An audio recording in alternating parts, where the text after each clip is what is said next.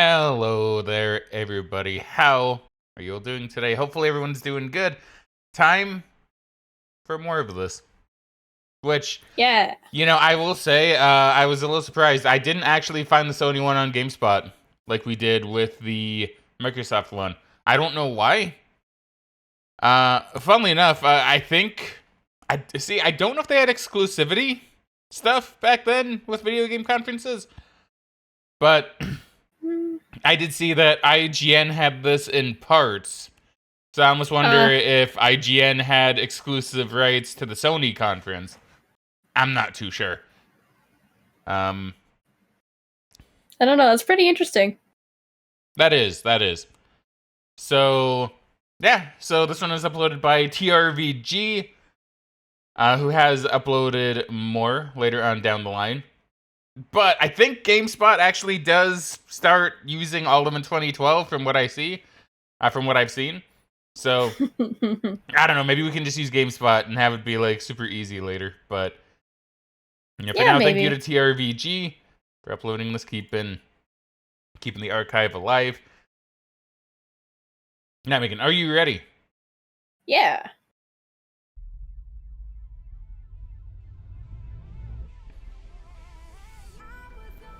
Now, you were deeper into Sony by this point. So, what do you think we have to see here? Well, I'm pretty sure this year we'll have Uncharted 3 at the very least. Okay. I'm just trying to think of like what else came out at this time. I predict the move is still gonna get a lot of showing. Probably, yeah. This is also a slightly longer conference at an hour and 43 minutes, so they didn't really learn anything from the previous year. No. Oh, Ratchet Clank Golf for one, God of War Ascension. Oh, was that Ratchet and Clank? Yeah, it's Ratchet Clank. Clank. Oh, it is. Yeah, for one? Yeah, because that's Ratchet and that's Clark. Quark. Quark. Quark. Clark. I don't know why I said Clark. I couldn't see what the first one was though. It's like, what is this one? This one looks familiar. That's Uncharted. Oh, this is Uncharted. Oh, okay. Yeah.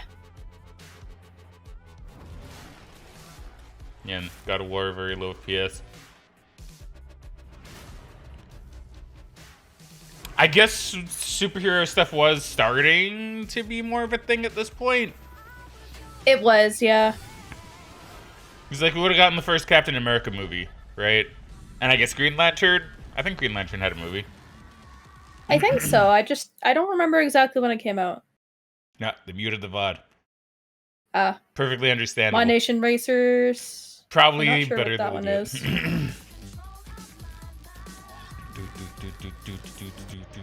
Shots Golf. It looked like Wipeout, maybe. I guess one thing we should probably mention is, like, once again, oh, they have the glasses on. Is Megan and I did talk about this a little bit, right? Because we did say, oh, because of the the ease of possibly accessing the other conferences, like the EA one, maybe we'd do it. I think we decided that, like, the majority of people, because this is just kind of like a look back at E3, right? For how people experienced it. And I don't think the majority of people actually would have seen the other conferences like EA and Ubisoft, because even like in the modern era, the general consensus was to skip them because they were usually boring, and usually saw them at the main shows anyway, right? Like all the bigger announcements. So I think we decided just to skip them. Maybe we'll go back and check them out eventually, right? Maybe. For fun. But I think we decided just to,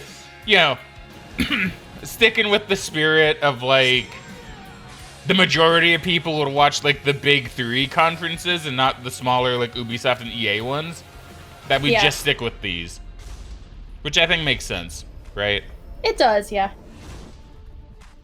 And I'm sure the EA ones and Ubisoft ones were cringe, right? Probably. So I'm sure they'd be fun to watch, but they also might be harder to find. Because of what we said earlier with how people, probably didn't really watch those ones as much. Yeah. So yeah, maybe at some point down the road we'll... Oh my god, Skyrim. Yeah. We'll go back and we'll watch those ones. I didn't realize Skyrim was revealed at the Sony conference. That's interesting. Well, I think does Bethesda have a conference this year? I don't think they do, No. actually. I think they do next year. Yeah. Kind of ironic, actually, if you think about it, because PS3 is like the worst place to play Skyrim. The load times are like ridiculous, even compared to the 360. Oh yeah, oh, that's kind of funny. Yeah. Oh, is that BioShock Infinite? Or I don't is that know. Something else. Which one? Like this one there. This one is BioShock. Yeah, because I remember this. This is the reveal trailer, I think, that they showed. Because I remember they made it really epic, where it's like, yo, he's falling through the sky. That's the opposite of water. And then he like grapples onto, you know, a railing and is like going, and then it's kind of the pretend like gameplay where it's like pew pew, pew, you know. Yeah. But Okay. but that's something BioShock did, so it's not them like trying to cheat. That's just like literally how BioShock always did its stuff. I think they did the same in BioShock 1 and 2.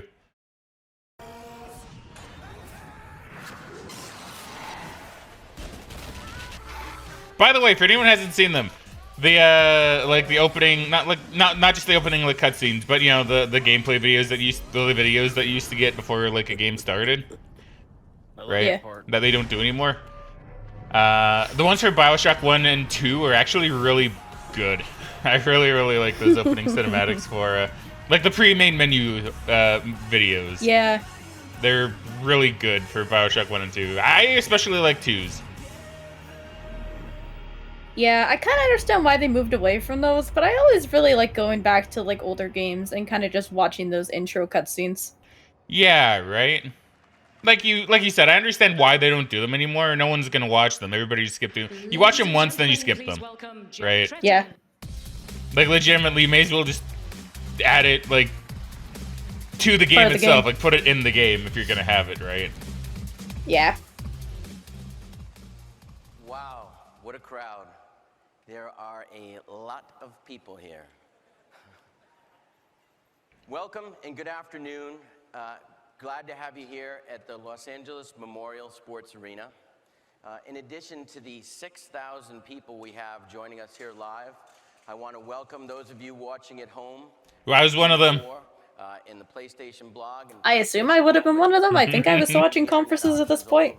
Probably. Like now, you and I are probably gonna have very similar memories to the E3s. Probably. Unlike previously, where it was like, oh, I remember this one from This is the 2006. first time that I've come to the stage at an Yeah. E3 Whatever. conference with an elephant in the room. And of course, Oh, is this the to the PlayStation Network breach? outage.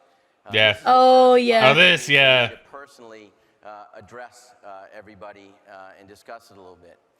So my friends who are reporters tell me that there's absolutely nothing in the world that makes their editor's day like controversy So- and bad news. This is separate from the data breach, All our isn't it? esteemed members of the press, I say, you're welcome. I don't know. I thought they were essentially the same thing. They may. To our third party. Okay, you know what? I'm gonna pause this because I actually want to look this up because like because he didn't say data breach, but he might not want to say that specifically. He might just want to say outage for PR purposes. Yeah, it seems like he's trying to beat around the bush because I'm pretty sure the hack did cause the servers to go out, and then like at the same time there was a lot of credit card information that was compromised, and their servers in general were just that had information stolen. Probably. Okay, so let me see. So PlayStation data breach. Okay, it did happen in 2011. Yeah. Has own. Oh yeah, network outage. Yeah, so it is the same thing. So they call it the network outage, but it is the data breach. So they do address it then, like at E3. You know, that's actually pretty brave. But I guess if they didn't, then you'd have a lot of people saying like, "Uh-oh, they're not talking about this big deal that happened." You know. Yeah. And so, man, that must be really awkward, and especially being like, imagine being like Jack Trenton here, right? Where they're like, "Okay, man, look, you got to talk about it." You know, you got to be because what is he to the company again? I don't remember if he's CEO. I think he's like CEO of PlayStation North America. Okay, so he is pretty high up. So he probably would have to be the one to address it regardless. Yeah, I feel like it's like a damned if you do, damned if you don't situation. So Yeah. Party publishing partners, you guys have been with us for over 15 years making tremendous games, and I know the network outage was costly to you. And what's been incredibly inspiring is your support and your offers to help get things back up to speed, and we wouldn't be where we are today if it wasn't for you, so I thank you very much.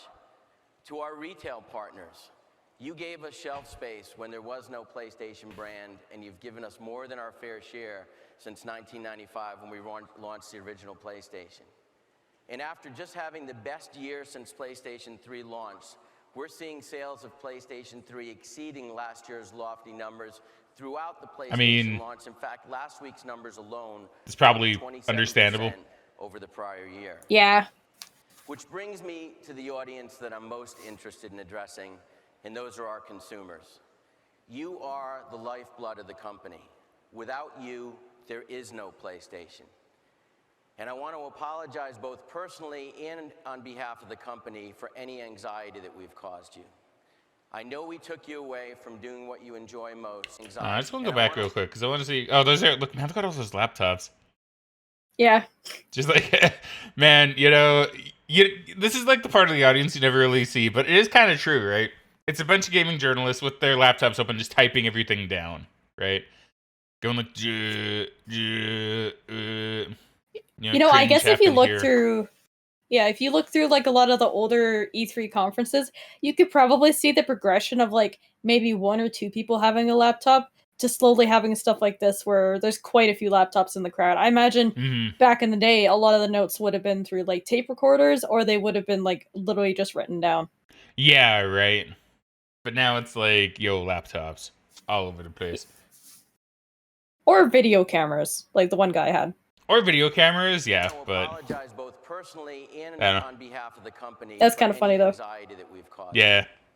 I know we took you away from doing what you enjoy. Honestly, if they were still doing them today, I wouldn't be surprised if a lot of those laptops just ended up being smartphones. Probably, for sure. And it is you that both causes us to be humble and amazed at the amount of dedication and support you continue to give to the PlayStation brand.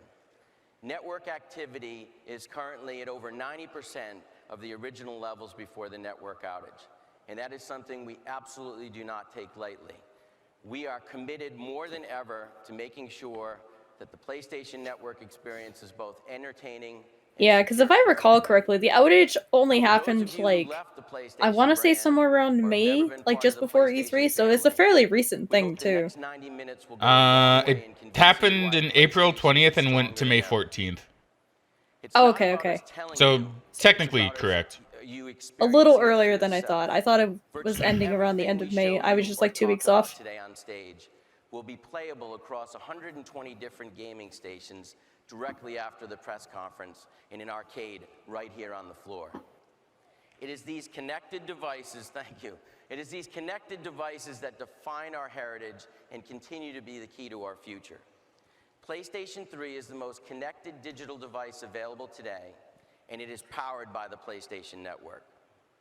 It's not just about being able to connect with your friends and play the industry's best games, but with PlayStation Network, you get free access to services like Hulu Plus, Vudu, MLB TV, NHL games. Vudu still exists, doesn't it? Music Unlimited, our service for I'm not sure. I don't remember Vudu personally. And of course, Netflix.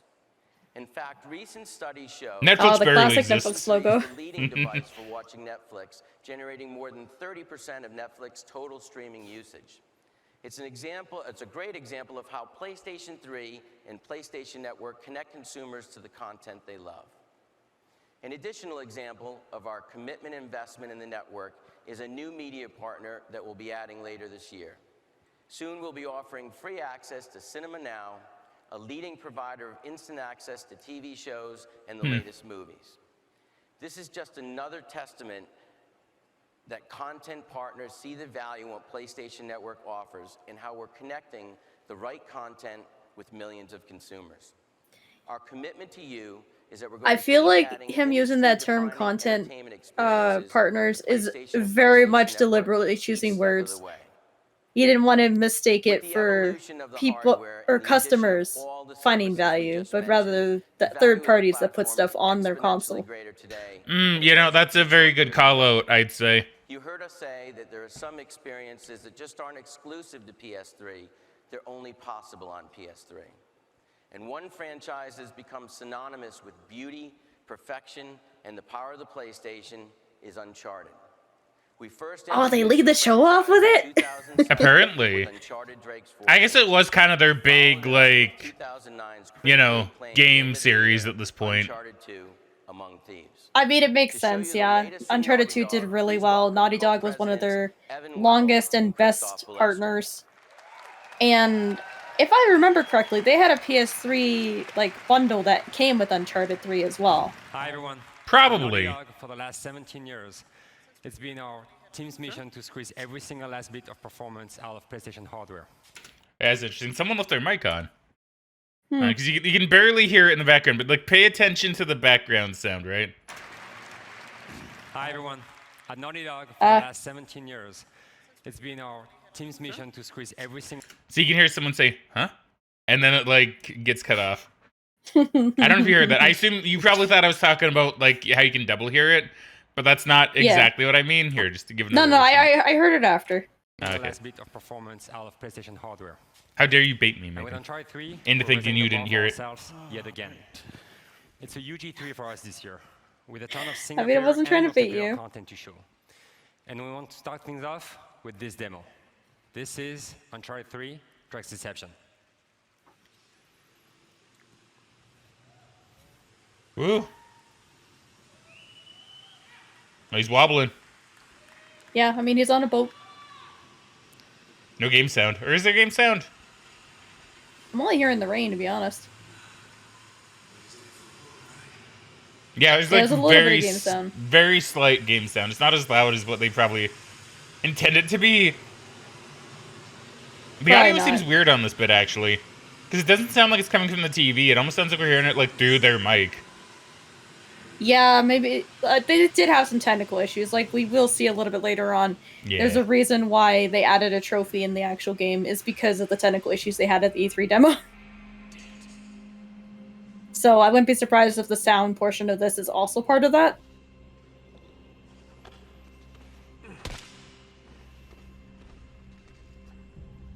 Yeah, it seems like they're missing like the background music, or it's turned too low, maybe. Maybe. And the sound effects are just really loud, like that guy. Yeah. 'Cause, yeah, I'm not going to turn it up because I know the moment I do, it's going to be like, my ears are bleeding. Yeah. It's gotten a little better, I think. A little bit.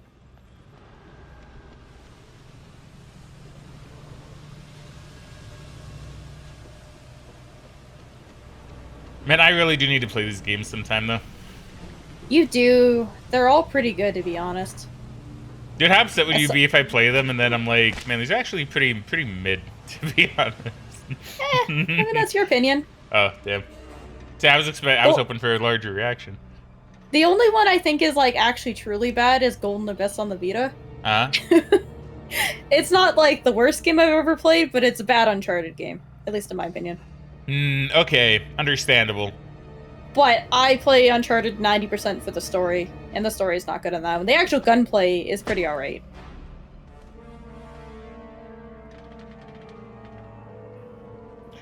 Hold on, how do you do that? Wouldn't you have to be pretty strong to like do that to a person? Like to grab him, then yoink him, and then just like spin him around like that and hit him into a wall? That doesn't seem like it'd be super easy to do. Not like I've ever tried it. It's gotta be done this way. I feel like if you did it with somebody who had a similar body weight and you caught them off guard when they're not resisting you, I feel like it wouldn't be terrible. But yeah, you would need at least some strength. But to be fair, Nathan Drake, he climbs the side of cliffs and everything. Like, he's got some muscles. I'm sure he's a very strong dude, yeah, but... But yeah, I think if you catch him off guard, I think it would definitely be a lot easier than someone just waiting for it to happen, right? Because they would kind of fall into it a little bit if you moved the right way.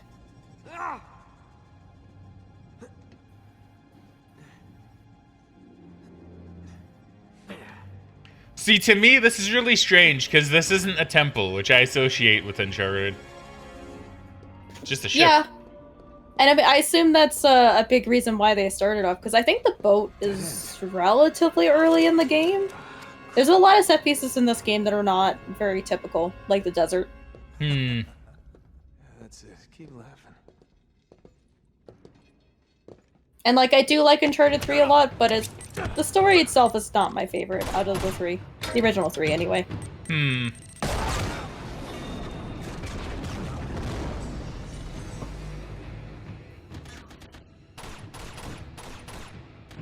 Pew, pew, pew. You're missing my dude. There you go. No! That poor guy's car didn't stand a chance. Yeah, I do find it really interesting, actually, how, and it kind of makes sense, I guess, how Nathan Drake has, like, the compact AK, right? Yeah. The one without the stock. Yeah. Okay, what was that grenade throw? Hold on. I would say it looked a little weird because he was zoomed in. Like, it looked like it just spawned on his screen. Yeah, let's see, because he shoots, and then I think he goes to throw. All right, he's throwing. Oh, okay, on the left side, I don't see anything Yeah, in it his just hand. popped in his hand. There it goes, and...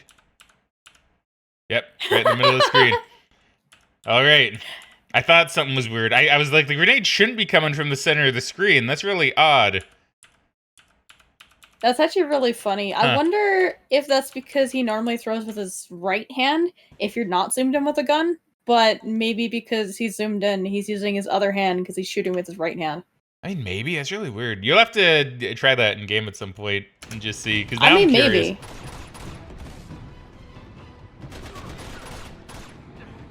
Yeah, it happened again. Interesting. Yeah.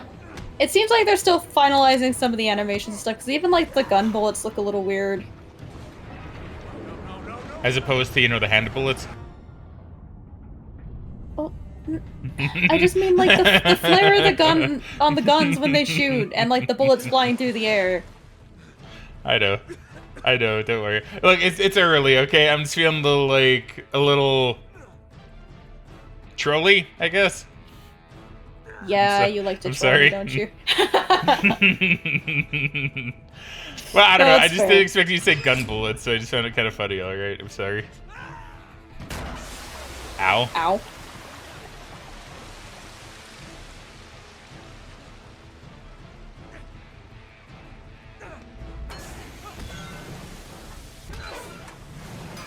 See, I always really like it when games, are able to do stuff like this, essentially, where they can design a level where it's like an environment that's tilted off to its side or upside down. Mm-hmm. It creates a very interesting form of gameplay when you have to climb in an environment in a different way than you would expect. It does, yeah.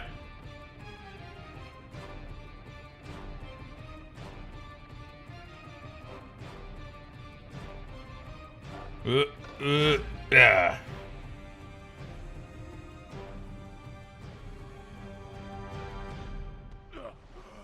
There you go. Made it. Yeah.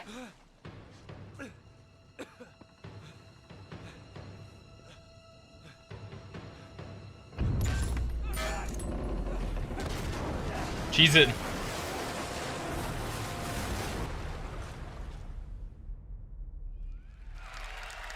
All right.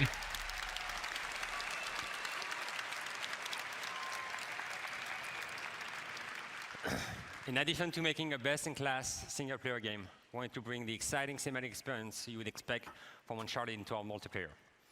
What we've created is a truly unique online game you cannot find anywhere else. You can check it out for yourself when the Uncharted 3 multiplayer beta begins. Did on the June 20th. technical difficulties happen with Uncharted 3, or was that We work 4? with PlayStation and Subway restaurants to set up a one-of-a-kind opportunity. Because I'm pretty Next sure it October, was 3, Uncharted fans but... across the US can head to their local Subway to get an early access to the complete Oh. competitive multiplayer experience. I forgot I'm not about talking that. about an early beta. I'm Yeah, talking they had a whole access to the commercial, entire no one more competitive voiced Nathan game Drake for the before it Subway hits stuff. stores It's pretty funny. in November. And before we go, we would like to give you another look. Okay, so it was at Uncharted next 4. adventure. Apparently. Oh, was It's it? in full Okay. 3D. So Damn put it. on your glasses and It's okay. A couple more years. at where Uncharted 3 will I take could have sworn it was 3, but I might have just forgotten after all these years.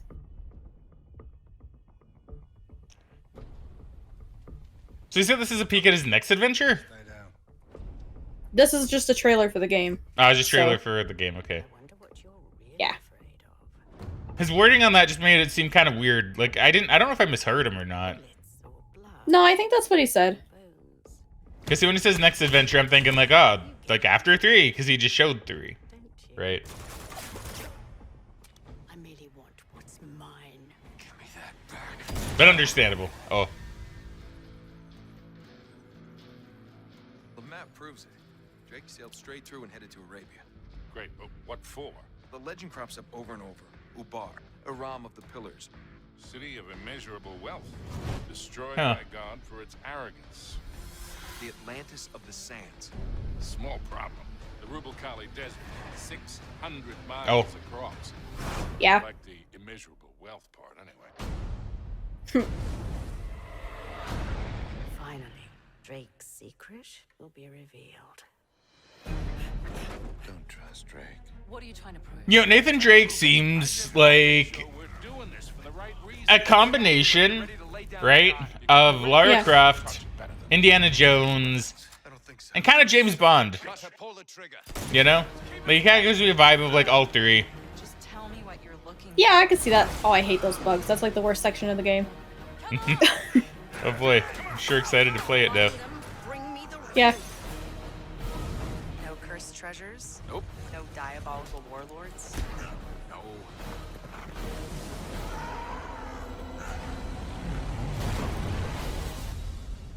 Not going down there without some hardware. Go talk to that rug merchant we just passed. No guns, weapons. He's not really a rug merchant. All right, that's good. Whoa, 11, 1, 11. It wasn't that Sky. Oh no, Skyrim's was 12 something 12, wasn't it? No, it was 11, 11, 11. Oh really? Oh, okay. Pretty amazing. So it guys. came out 10 Really days subtle. before Skyrim, I guess. Love that bad boy. I guess. Uncharted 3 is one of my personal favorite games, and like everyone in this room, I can't wait to play it, especially in 3D. How's one of your personal favorites if you haven't even played it yet? One of the best excuses to stay up all 'Cause it's night corporate with speak. PlayStation Everything's his is for personal this next favorite. developer, True. Insomniac Games. It's like, man, I love the Creators of move. some of the most iconic He says probably franchises never on having played the move. PlayStation, from Spyro the Dragon You gotta show the crowd that Please you're welcome invested Marcus in Smith what you're from selling, Insomniac right? You Games gotta have to personal demonstrate their connection. next great PS3 masterpiece. See, like, here's the thing too. Like, I could look at him and I don't know if he would actually play video games, right? Which is kind of the thing. That's why I kind of really like the Nintendo presenters, because I can look at them and say, yeah, they seem fun enough to play video games. Humans face extinction, and Yeah, everything is Reggie, Miyamoto, they probably play video games.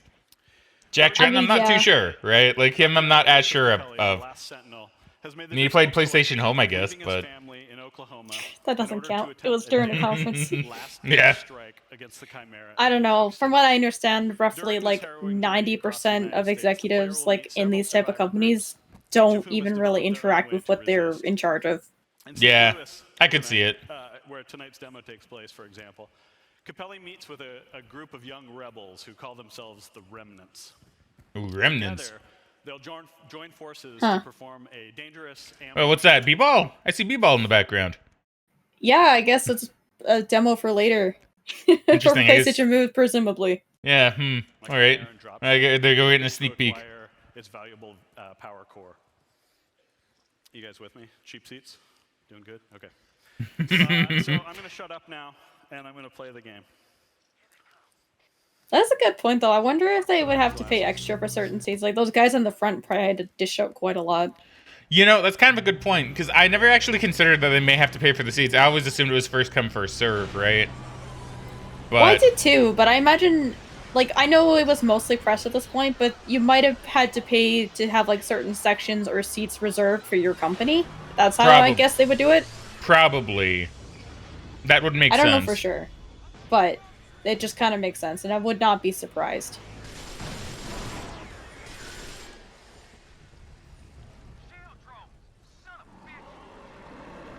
I really do need to play the Resistance games. Yeah, me too.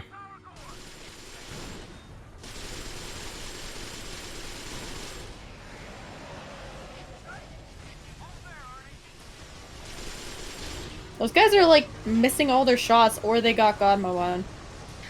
Did probably God mode, to be honest. Considering how we've seen Resistance played before.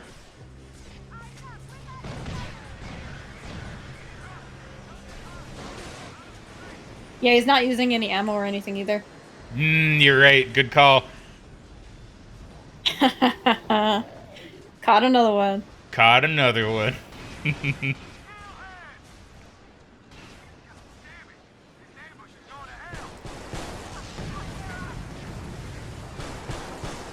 Yeah.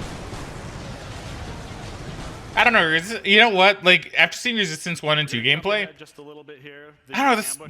Resistance 3 doesn't really seem as exciting. I don't know why. Run for their lives. It doesn't seem like there's as much going on yet. Yeah, I'll be honest, I don't know a lot about Resistance 3. I know Resistance 2 is considered really good.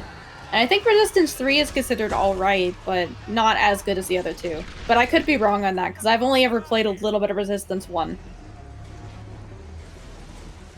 Did they ever make any after this? There was one, I think it was on the PSP or the Vita, I can't remember, but I think that was the last one. That's a good point, though. I wonder if we're gonna get the reveal for the PS Vita this year. Maybe. I could see it. If I recall, that comes out in February next year.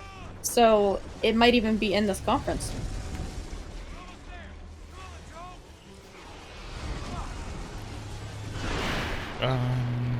Although, to be fair, I guess maybe they would do it later, because I guess if they were gonna show it off, they would show off the Uncharted game, because that was a launch title as well. Unless they show it off later.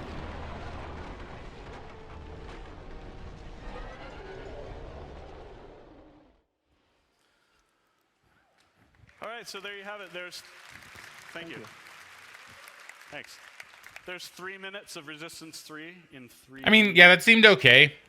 On 3D, I see. Wide, yeah. Screens at home. I mean, Sony was pushing that, so. I encourage everybody to come down after the show and play our demo. We're all very excited about it. Thank you all very much. Thanks, Jack.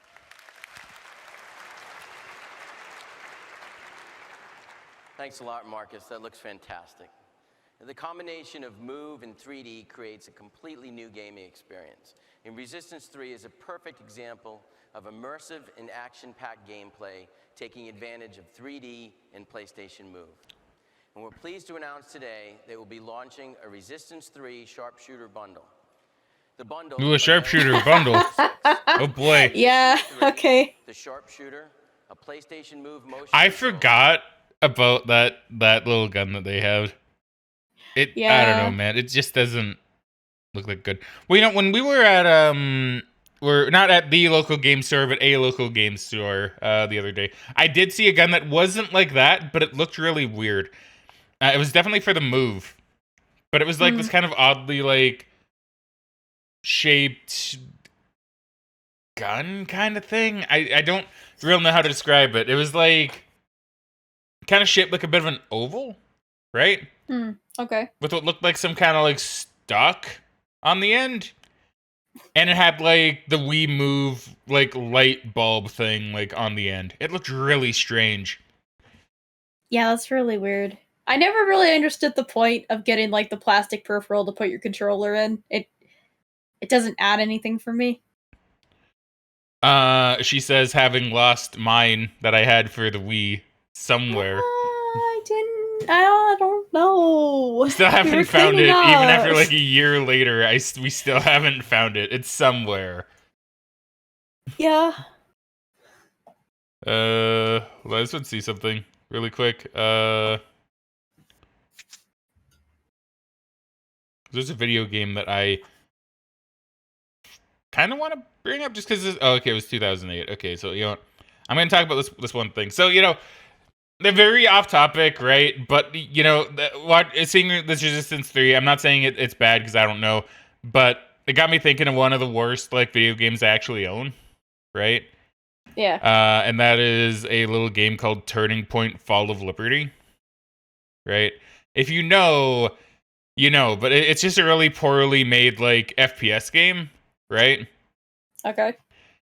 And it got me thinking how silly, like, some alternate history stuff actually is, right?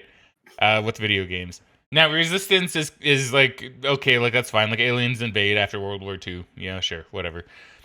But the one in Fallout, not Fallout, Turning Point: Fall of Liberty, right? Mm-hmm. Now, Megan is not much of a history person, so I was gonna say something and then have her like answer, but to be fair, I don't know if you know this necessarily. So I guess I'll Probably not. But we'll see. So in Turning Point: Fall of Liberty, what is the agitator for, World War II suddenly going to shit for the Allies? I don't know. So the thing that changes history in Turning Point: Fall of Liberty, and I'm pretty sure this wouldn't have changed it as drastically as it does, is that Winston Churchill dies like early in 1930, and therefore he doesn't lead the UK, which means the UK apparently just falls to Germany. Oh, which okay. I don't necessarily think would happen. And then in Turning Point, it's like, I don't know. I think I remember like the opening of it, and like America doesn't get involved for some reason, right?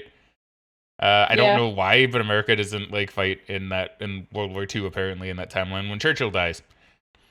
So then like the Germans invade America. It's so weird. It's such a weird plot for a game. Yeah, it sounds like it. And a PlayStation Eye camera. Just sounds like they're making a lot of assumptions about like what would happen. Yeah. Right. It's like, oh, I don't know. I do to need be fair, you would have to. I mean, yeah, but like, I don't know. I should play that game at some point for like the stream. It's not good. It's not a good game at all. It's very buggy from what I remember, and the story I remember being really bad. But I have it. Should play it on stream at some point. God of War Origins Collection is a remastered Yo, version of the PSP. You have this. Yeah, Chains of Olympus, I do. And Ghosts of Sparta. In addition, we will launch a second collection remastered in HD, including the very popular PS2 cult hits Eco and Shadow of the Colossus. I do recall this. I don't think I have that one anymore. Both the God At least of I War don't Origins recall. Maybe I do. and the Eco and Shadow of the Colossus collection will be launching this September and be fully playable in 3D. Now, as you know, every PlayStation. See, playing Shadow of the Colossus in 3D would actually be kind of legit. And with franchises like I mean, that'd be cool, but I gotta buy a 3D TV and 3D glasses. I know it's a lot of work, but if you could do it realistically, then it'd be like, yeah, that'd be sick. Is the ultimate Yeah. solution for 3D. But content has just been one of the barriers for consumers when it comes to 3D adoption. The other is price. We're going to break the mold on pricing for 3D this year and make the entrance into 3D more affordable. So they realized it wasn't really happening, so they're lowering the price. Today, Yeah. There will be 2 new 3D hardware products available on the PlayStation portfolio. To start with, we're introducing a PlayStation-branded 3D display. Oh boy. Yay. Yeah, because I was gonna buy that. Display developed specifically to provide consumers with 24-inch, that's so small for this period of time. That is pretty small for this period of time. I think the average size of TVs at this time would have been around like 40 inches, if I'm not mistaken. It also comes with a truly unique technology that allows 2 people playing a game to see individual, unique, full-screen. Well, someone posted pictures of it on Reddit from a year ago. Oh, that's cool. It's great for 2-player mode, either head-to-head or co-op gaming. The guy says looks like it was inspired by the PSP Go. I guess kind of, actually. Kind of. It looks very similar. Oh, see, this I actually think is kind of neat. I actually think this is kind of a neat piece of technology, right? It is, yeah. Like, is it useful? No. Right? Like for real, it's not like something that would make you like go out and buy it, especially since not too long after this, we're actually going to kind of start seeing the death of couch co-op, right? Yeah. Because like Steam is absolutely going to steamroll, because I think Steam starts getting like really popular around this point, right? It does, yeah. Like especially popular. So, well, I guess it already would be. It would already kind of be there, but its popularity is going to keep growing and growing. So couch co-op is going to kind of cease to exist within like the next maybe year or two. At least the way that you know, it kind of is. But like, I still think this is a cool piece of technology because, you know, back in the day, for those that don't know, it was always like, oh, split screen. Oh, you're a screen looker. You know, Yeah, for screen like, peeking. yeah, screen peeking, screen looking, like, you know, being a cheater by like looking. And to the point where we actually had discussions as to whether it was a legit strategy to look at the other screen or not, or if it was cheating. Like, those are actual discussions that people had back then, right? You had Yeah. people in the camp of like, no, it's part of like the strategy because it's there. Why wouldn't I look at it? That, you know, it gives me information. You can do it too. And then you had people kind of like me who are like, well, no, it's kind of cheating to like peek at the other screen, right? Yeah. So having technology like this, where it's like, oh, one player sees their half of the screen, the other player can only see theirs. That's amazing. When it is kind of cool, right? It is a cool technology, but I do wonder what it would look like to somebody who's not wearing the glasses. Like, obviously it's 3D, so it wouldn't look very good. But I mean, in terms of like the actual images, like, are they overlaid on each other? Does it just look like a big mess? I mean, yeah, I don't know. That's a good question. I would be curious. Yeah, like I would never go out of my way to buy one of these displays and stuff just to see that, but I would be very curious if I ever ran into like a game store or something that had one up for display.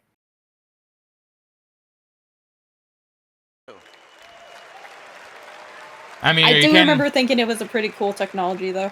Yeah, right? Like, it's cool technology. So you're no longer faced with splitting the screen in half with other players. Apparently some people are selling these TVs on eBay for like $300 roughly. Yeah, that's way too much, man. I mean, it is, but like, hey, if you wanted to try 3D, I guess, you know, that's an option. I mean, that would be the cheaper way to try it, but like, yeah. But you might even be able to get like a non-PlayStation branded one for cheaper, just because how old it is. I mean, maybe. PlayStation 3D glasses, a 6-foot HDMI cable, and one of this year's marquee PS3 titles, Resistance 3. The glasses, the 3D game, and the HDMI cable represent more than $150 in value. And I'm happy to announce that the full 3D monitor bundle will be available for $499.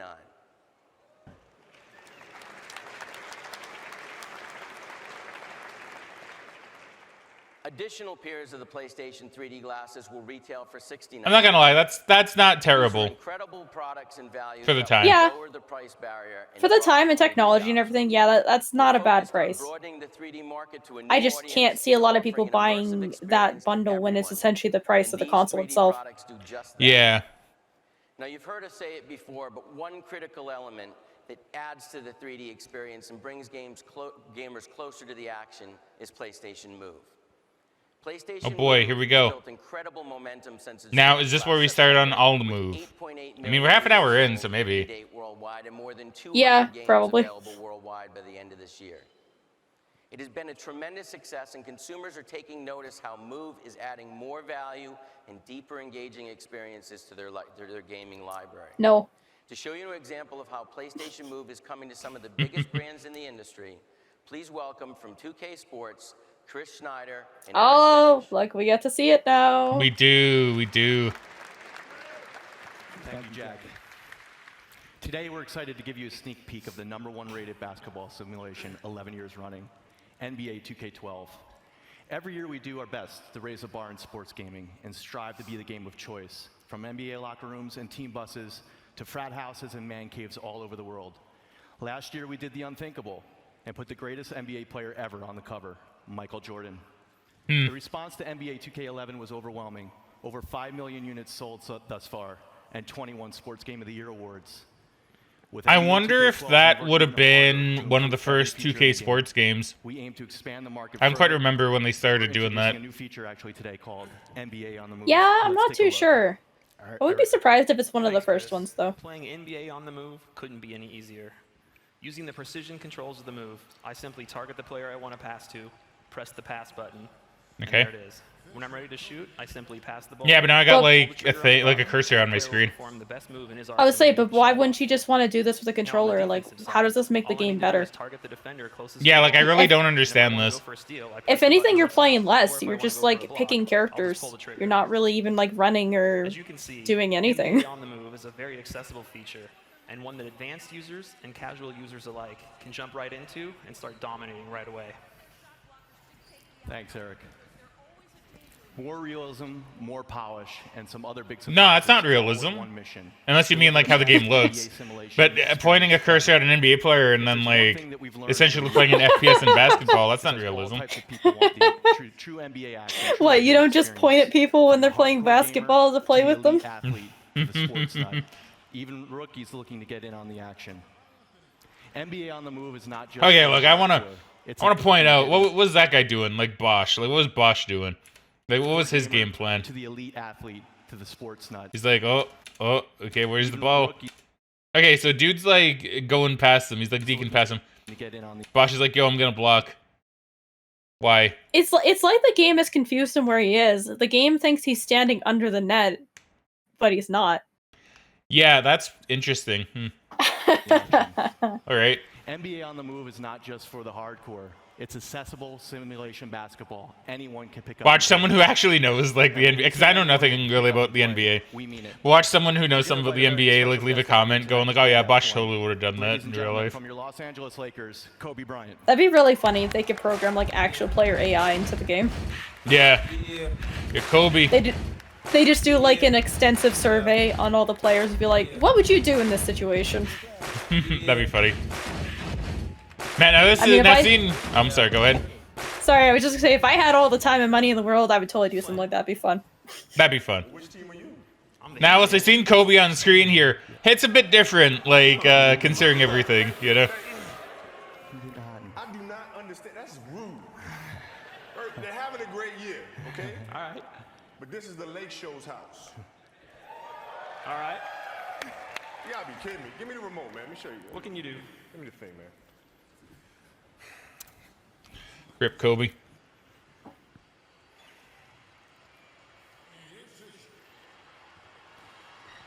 I ain't worried about it. It's part of the game. It's all right. This is totally how I play on the court. Yeah, true. Oh, man. Oh, okay, no, didn't go in. Didn't go in. See what you can do this time.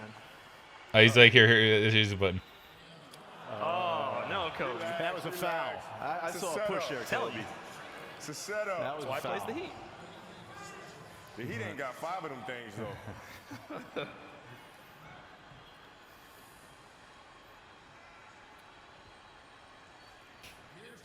I don't know, it almost seems like they didn't really run Kobe like through necessarily how to play the game. This game looks a little too real. Yeah, they probably should have at least a little bit. This is crazy. Like, considering dude like pushed the button on the controller for him, it's like, okay. Everything I just said, that's just not realistic. All right, now Kobe ain't got time for that. I don't know why y'all laughing. That's not funny. Come on, shoot the ball, D-Fish. Oh. There you go. Oh, you got it in? Okay, there you go. Forget about what I just said. Kobe. How's it look, man? All jokes aside, it's so realistic, it's frightening. You know, it's when I got here. You know, I can't even make fun for that because we all probably thought the same back then. And we're actually running the triangle Probably, offense, yeah. Then we ran the triangle offense last year. So that, I mean, that's saying a lot, man. That's saying a lot. So my hats off to you. Kudos to you, man. Thank you. You got it, dude. I appreciate it. Ladies and gentlemen, Kobe Bryant. Thanks, buddy. On October 4th, with the help of the PlayStation Move, loads of new features and even more big surprises still to come, NBA 2K12 will change the game. Thank you for your time.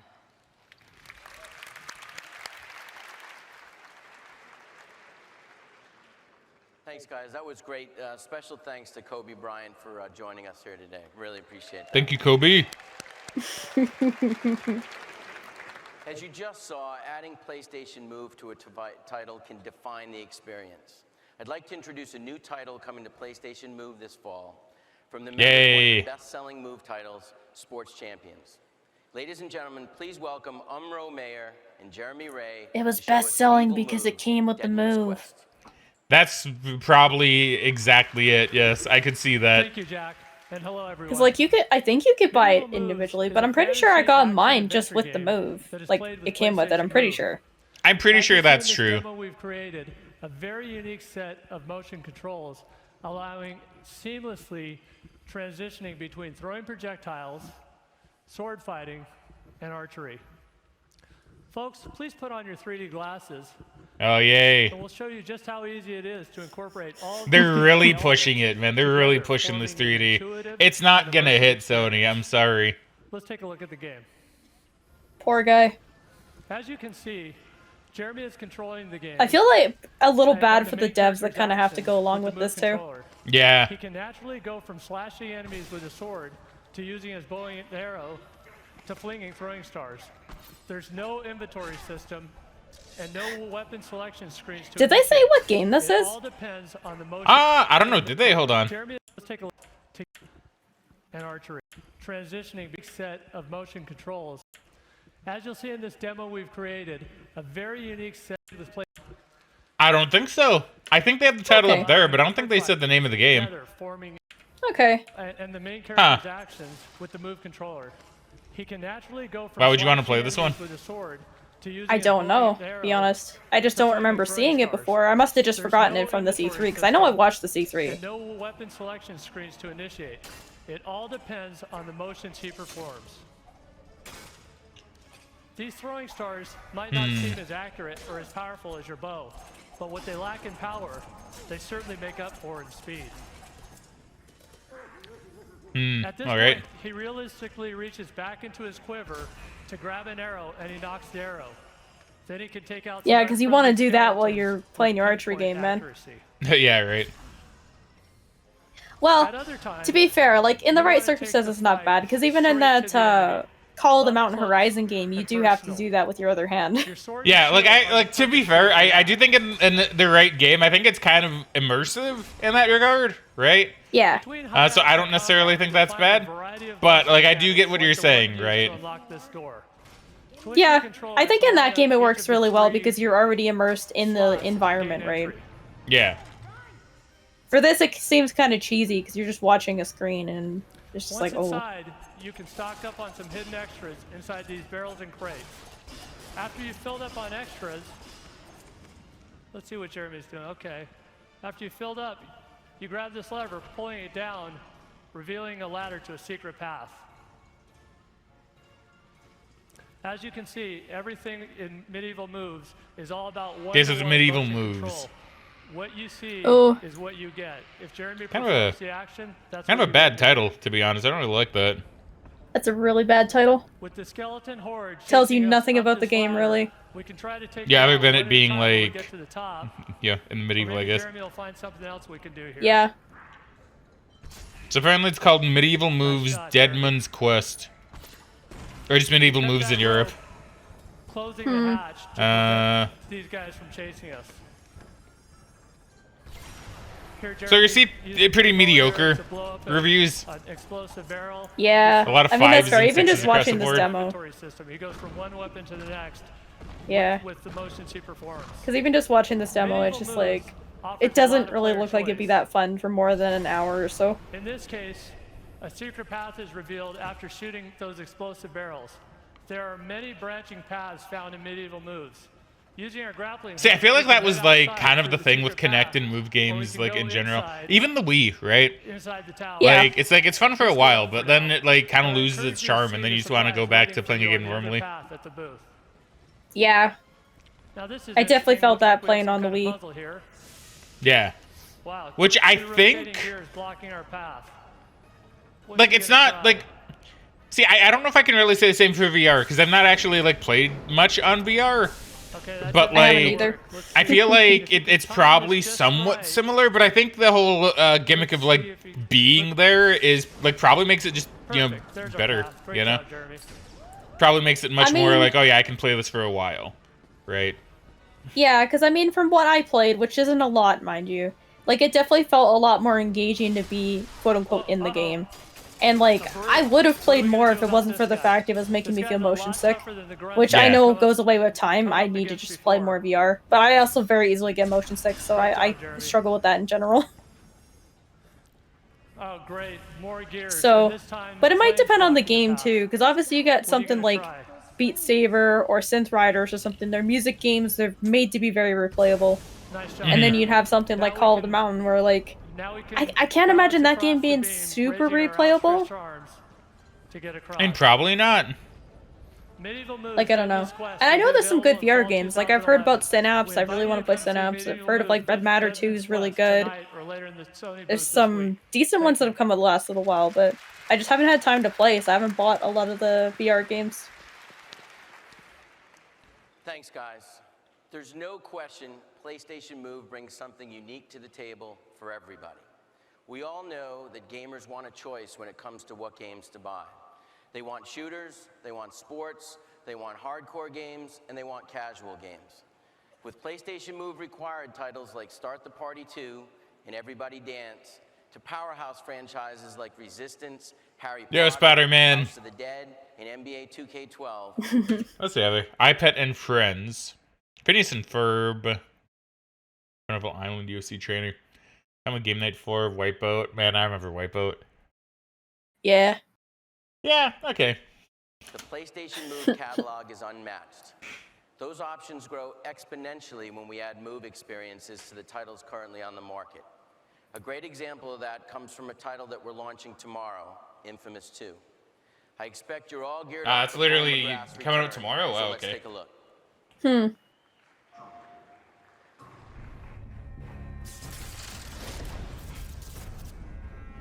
This is gonna be a short-term visit, man. We're just gonna get in. I'm gonna get some new powers. And then we're gonna come right back. Okay, that's interesting. I'm gonna win. This is how I go into I'm gonna get some new powers, and then we're just gonna leave, man. Saying it so casually like that makes it a little bit funny to me.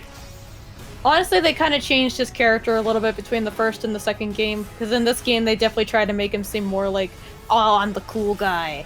But in the first game, like, at least for a lot of it, he was very indifferent to things. Depending on your karma choices, obviously. But, you know. I'm curious. I am curious of what you're going to think of the Infamous games when you do play more of them. Yeah, because I really did like the first one. Yeah. I think they're all pretty decent games.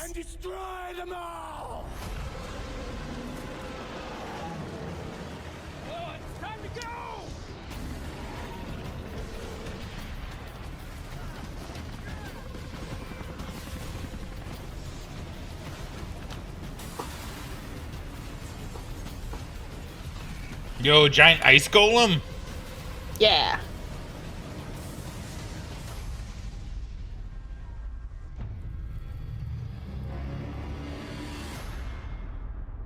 You can definitely see from that trailer that with the passage of time, he has become a lot better at using his powers than an Infamous one, which is cool.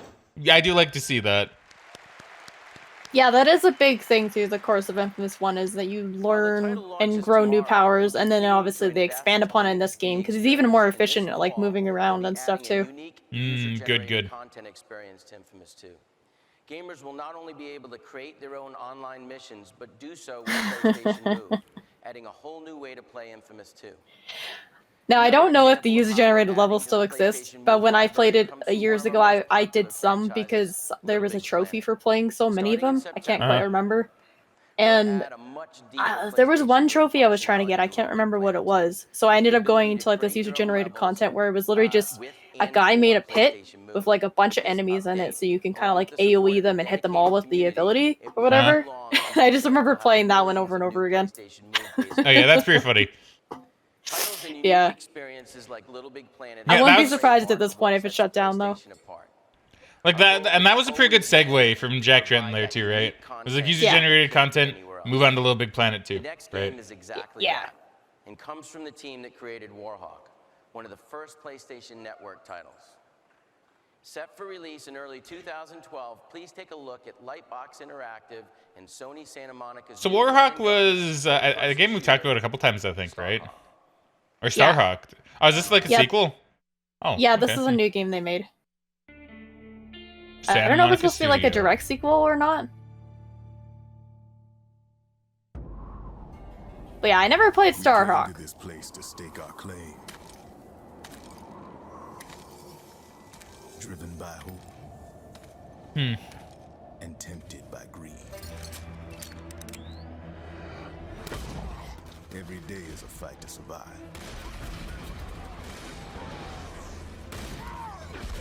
Where the difference between defeat. I don't know what it is, but there's something about this cutscene, like this trailer, that looks really cheap to me, and I don't know why. I think it's just the mix of like a more cartoonish art style with a somewhat realistic looking like environment. Yeah, maybe.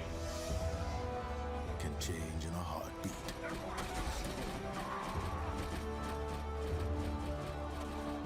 That and it seems like a lot of the textures are relatively flat. Yeah. Yo, space? That's the reveal they wanted people to get excited for. Oh yeah.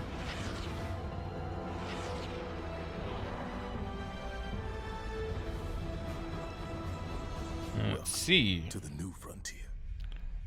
Spiritual successor to Warhawk. So I guess it's not a direct sequel. Yeah. I mean, apparently it reviewed really well. That I personally get hundreds Guided by some reviewers is the best multiplayer game on the PS3. asking when are we bringing this That's pretty cool. to PlayStation? But they do say criticisms were leveled at the game's weak story and uninteresting characters. We first introduced it Ah, in 2000. so it's really only good for the multiplayer, okay. Probably. Franchise that even hardcore gamers couldn't Which put probably down. doesn't exist anymore. Let's take a So quick it's rather mediocre at this point, but you know. Oh. It's like a Sly thing? Oh, No. is this the reveal of Sly 4? Oh, maybe this is. Because the art style does make me think Sly. This is definitely Sly, yeah. Oh, Sandstorm game, yeah. This is either the trilogy or this is Sly 4. I do need to play these games as well. You do.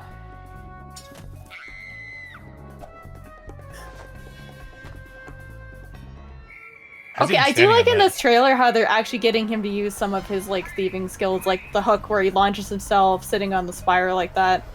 It's kind of That nice. is nice. That is nice.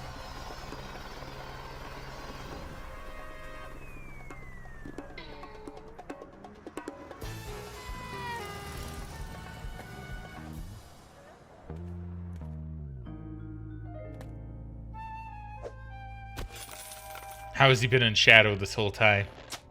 Yeah, it doesn't make sense.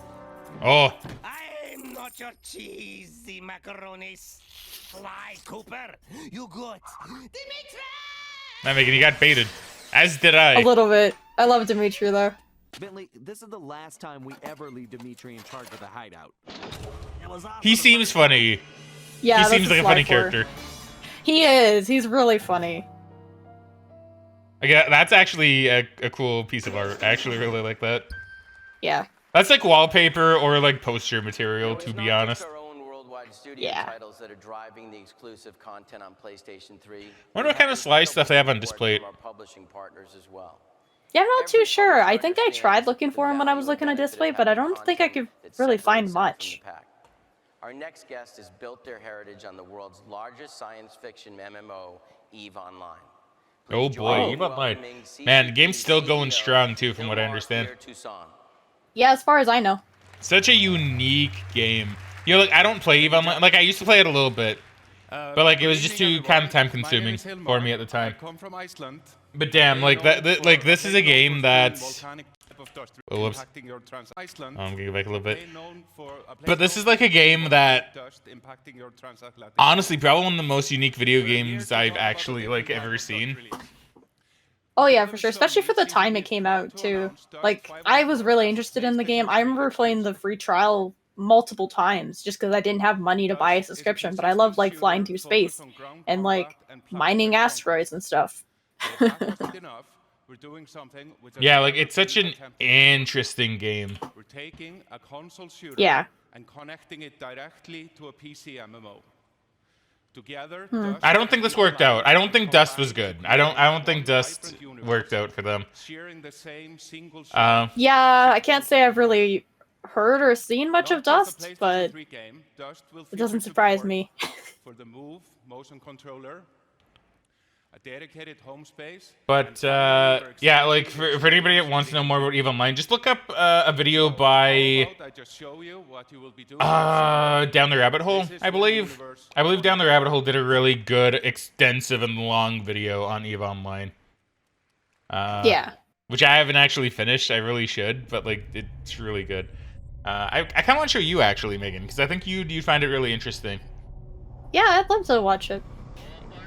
Because like it's so weird because it's a game that has like actual history and like actual like ramifications when things go wrong, right? And by when things go wrong, I mean like when wars break out. You know? Yeah, because like I remember hearing this story years ago where like essentially these two big player factions went to war in like this certain part of space.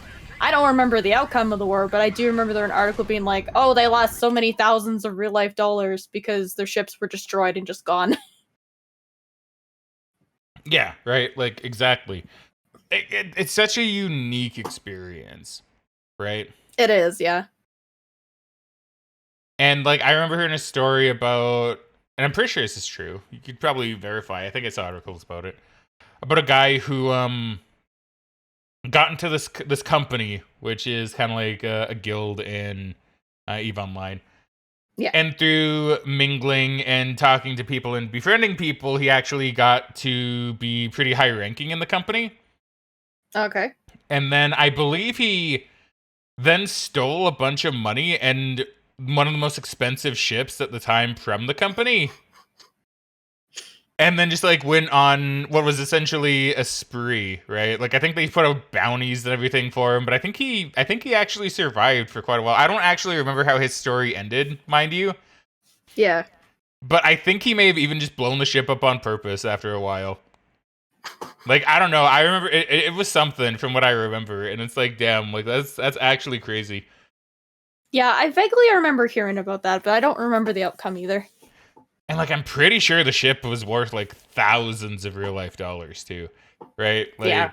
Like that's the thing with EVE Online for anybody that doesn't know. Everything in the game has like an actual monetary value, like for real life, right? Yeah. Which is what makes it really interesting. Because like Megan said, when a war breaks out between large factions, there's literal money getting slung around, right? Like people are literally losing money in these fights, and the fights are big and they last for hours. Right, yeah. like it's actually like kind of like how you'd imagine a real life ship battle would be, right? It's not over in like minutes. It's like people coming and going, and relief forces coming in, and depleted forces like leaving to go and resupply or sleep or something, and then like the battle just continues until one side gives up. It's like wow, you know? Yeah, pretty much. So I do want to see like dust. I did pause it here because I figure I kind of want to see what dust actually looks like. Because I'm kind of curious. Because I want to see if it just looks like a generic, like, FPS.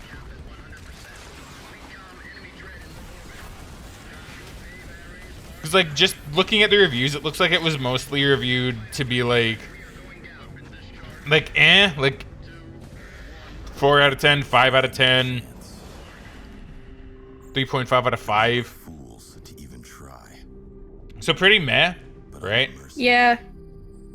But I mean, I guess like what this one thing says here, and this is true, it is kind of innovative for being able to connect to a completely different game, right? Yeah. And the game was shut down apparently in 2016, so it lasted a good few years. Yeah, I mean that's not too bad. So IGN apparently said this game was highly ambitious and called it a glimpse of the future. Which I don't think really happened, because I don't think any other games really did interconnectivity like this between other games. I don't believe so. At least I can't think of any examples of that, even of like single player games. Yeah. Like I think the closest we got would have been something like the Mass Effect trilogy.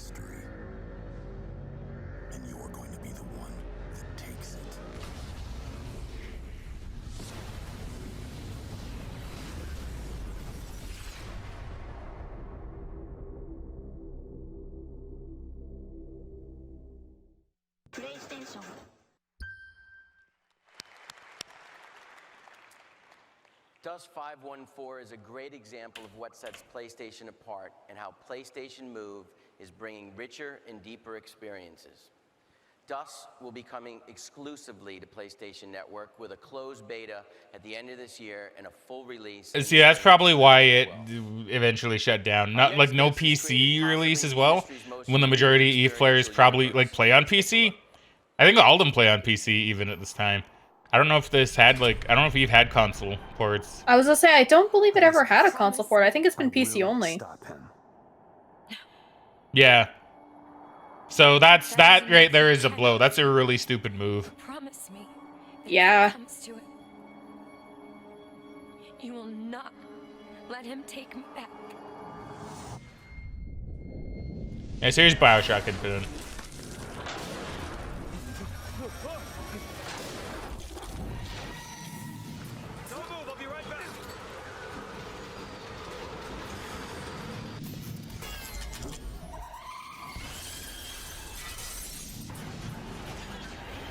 We.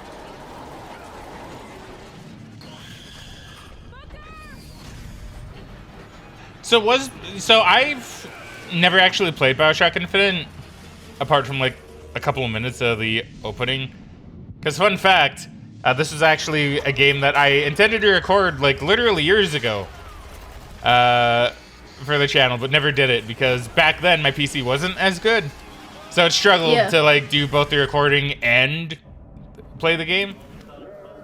Yeah. So I haven't actually played Bioshock Infinite, but the game was okay, right? Like I don't think it was seen as good as like what Bioshock was, but I think it was seen as like okay, which is why we never got like a sequel or anything. Yeah, I think it's considered pretty okay. The story gets really weird at the end from what I've heard, but I have not played it myself. Hey. Okay. I was going to the wrong stage. So I'm Ken Levine. I'm the creative director of Irrational Games, and you know, we've been doing a lot of press for Bioshock Infinite recently, and I did an interview a few months ago, and I kind of tend to speak my mind in interviews, and in this interview, let's just say I expressed some skepticism about the very concept of motion control, and I may have said a few uncharitable things about the PlayStation Move. So, you know, days later, a coworker tells me there's somebody who wants to have a phone meeting with me about the interview. I'm like, oh, okay, who is it? I said Sony. And, you know, I was like, oh, great, I really want to have this conversation. And you know, I took the meeting, and I expected, you know, a lot of like you know, gnashing of teeth and nervousness. And instead, what they said is, they said, Ken, look, we want to make you a believer. And I was like, look, dude, Irrational, you know, we don't do like, you know, that. You know, that's not our thing. You know, we don't do that. I mean, understandable, yeah. That. See, I appreciate this, right? We do this. Yeah. You know, we do the core games, you know, DualShock stuff. And then they said something that struck a chord with me. They said, you know, we're not talking about this and that. What we're talking about is removing this barrier of entry that people who love your story and love your worlds, who love the idea of Bioshock, but they just can't get their head around this. What if they could play your game? Wager That's weird. Those people on That's board. weird. It's like the barrier of entry is the controller. So you want the barrier of entry to instead be also buying the move and then learning how to do motion controls? Like that seems kind of backwards to me. If anything, I think a controller would be easier to use. And we started playing around with it. I mean, yeah, like, I will admit they do have a little bit of a point there where, in general, from what I understand, motion controls are easier for casual people who have never played games to pick up and learn. But when you're playing a game like Bioshock, like an FPS shooter, I don't know if it really would make it any easier, aside from like the aiming being point and click kind of thing. Yeah. On Bioshock Infinite, and the exciting part. But yeah, you're right. Like adding a barrier of buying the move and everything, and learning how to use motion controls if you never have, like, it's just you already have to own the console. You already have a controller. Yeah, like to me, it's just a little bit strange, right? Like if they released a bundle where it's like, here's the move, you don't get a controller, but here's the move. It's like, okay, then I guess sure, but like, I don't know. That just seems weird. It's on this guy. A little bit, yeah. Huh. On the NGP. I do wonder how many years Sony is going to like really heavily push the move. Listen, thanks everyone, and we hope we see a lot of you at the booth to check out Bioshock Infinite. And if not, you can check it out online. Thanks a lot, guys. So is that the Vita in its hand? Or is that the PSP? I think that was the PSP. I'm not too sure. Thank you, Ken. It'd be really weird if they revealed the Vita like that. I mean, it would be. Looking forward to playing it on a PS3 with PlayStation Move, as well as delving into the BioShock universe on NGP. To show further strength to this partnership and an example of publishers taking advantage of the great opportunities with PlayStation, consumers who buy the PS3 version of BioShock Infinite will also get a copy of the first BioShock on the same Blu-ray disc. This is an experience That's kind of cool. only That is kinda available cool. on PlayStation. Now, another partnership that we're proud to announce is with THQ in Saints Row the Third. It will include an exclusive game mode and game content only on the PS3. I did enjoy Saints Row the Third, but I will admit I do think that's when the series kind of started to lose me a little, because it was fun, but they just leaned way too hard into the over-the-top experience. The over-the-top experience, actually, like what he said. In North America on November 15th. Yeah, I agree. Saints Row the Third wasn't necessarily a bad Saints Row game, but they went a little too far with the zany and the weird and the crazy, and it wasn't nearly as much fun with 2. 2 was fun because it was zany and weird, but it was also relatively grounded when it came to like a lot of your interactions with people and like your crew and like when you're recruiting people, and even like the interactions we saw between like the different gang leaders. But yeah, Saints Row 3 like completely chucks that out the window and decides to give you the dubstep gun and stuff like that. Yeah. So like, I pause it here because I figure I Megan and I probably will talk like a bit more about this than what they probably have, because I see they're on Star Trek now already. So here's the thing, right? So I know Saints Row. So, and Megan can agree or disagree as I speak, but like Saints Row 3, like you said, is actually a good game, right? Like it's not bad, but it does lean really heavily into the zany, right? Yeah. Which I do feel like eventually did ruin the series. But I feel like especially now, I think like people have kind of, as people do, kind of changed their opinion on Saints Row 3 a little bit, I think. Now, I could be wrong, but I know when I was perusing Reddit occasionally, I think because we were talking about it one day, I think like I started getting recommended like Saints Row subreddits. And I remember there were a fair few just saying like that Saints Row 2 was just better than 3 because 3 went a little bit too much for the funny. Yeah. So I feel like the perception may have changed a little bit. I think people can still agree it's a good game, but I think a lot of people now see 2 as just like the better one, whereas I think back then 3 was considered the best in the series because, it was funny and kooky, right? And different. Yeah. In that regard. But I think now people are more like, 2 is kind of the better one because it still it's funny, but it still knows when to be serious and when to make you feel cool, right? Yeah. But not like the funny kind of cool. Because I'm not going to say anything about Saints Row 2 because if you haven't played it, go play it, or probably whenever I get around to recording or streaming it, feel free to check that out. But like, Saints Row 2 knows how to make you feel cool, right? Yeah. Because they have a lot of moments in the game where where your player character does. I don't know. Like, I don't really know how to explain it. Like, it's just your character does these things. It's like, damn, like that's brutal, or that's cold, or just like that's kind of cool. Like, because he's doing it to like bad people, right? Like, listen, I don't want to say much, so I got to be like really vague here. But like, there are just a lot of scenes where it's like, bad stuff maybe happens to your crew, right? To some members of your gang. And then it's like, okay, well, that's pretty shitty, right? So then, like, you'll go do a mission, and then, like, a cutscene will happen, and then you'll end up brutalizing someone in that gang. And I know it sounds, like, kind of harsh to say, like, oh, well, that's cool, right? Because you're brutalizing someone. But it's like, no, damn, like, you actually feel kind of like, you feel... Like I said, maybe it sounds a little sadistic, but you feel kind of like justice was served in a way. Like, you know what I mean, Megan? Like you feel like good about it, right? Like it's like, damn, we showed them, right? Yeah. Like for real, like anybody hasn't played it, go play it, and you'll know what I'm talking about. Maybe if you've not played it, I'll sound like really weird for saying some of this stuff.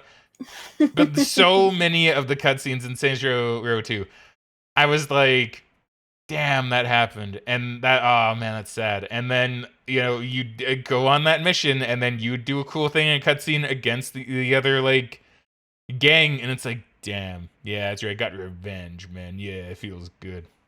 Yeah. And the cutscenes are just really good. They are. And what got me thinking about this in particular is I do remember this one thread on Reddit where someone posted a specific cutscene. And if I say the word like guitarist, Megan might know which one I'm talking about. Where someone was like, the boss in Saints Row 3 would never do something like this. He wouldn't be cool enough to do something like this. And then it's like, it shows like the whole cutscene. And it's kind of a brutal cutscene, to be honest, but it just hits so hard, and it's like, wow. Yeah, you're right. Like, the Saints Row 3 main character wouldn't do something like that. Did I say Saints Row 2 main character? Saints Row 3 main character. And beyond. Yeah. I wouldn't do something like that. Like it actually feels like the main characters are completely different people from 2 to 3. Maybe that's the point, because the money like changed the character, maybe, but I don't know. To me, Saints Row 2 is so good. Like, it's so good. So good. Yeah, Saints Row 2 is a really fun game. Yeah, right? Like, do you agree with what I'm saying? Disagree? Yeah, no, I think it makes sense. Because I kind of felt the same way when I played Saints Row 3. I'm like, but my character from 2 wouldn't have done that. Yeah, right? I didn't like 4. I will say I did not like Saints Row 4. I didn't even get around to playing 4. I played some of it. I've tried like 3 or 4 times, but every time I do, I don't have fun, so I stop. Yeah, no, 4 is when things get a little bit meh. I don't like that too much. Compatible with PlayStation Move. Paramount will also release a Move. Damn, I kind of want. And we got Saints Row 1, so you can actually play that. Finally. Yeah, I never got to play it before, so it's interesting. That's good. Maybe that's something you should do soon. Play some Saints Row 1. Yeah, maybe. So they're also going to offer a playable prequel to the full game in the form of a digital-only title available exclusively on the PlayStation Network. Well, never gonna see that one. From Paramount will be PlayStation Move enabled and playable. Someone probably ripped it and is probably emulatable somewhere, like the Star Trek game. Probably. If it even came out, considering this is pre-alpha gameplay.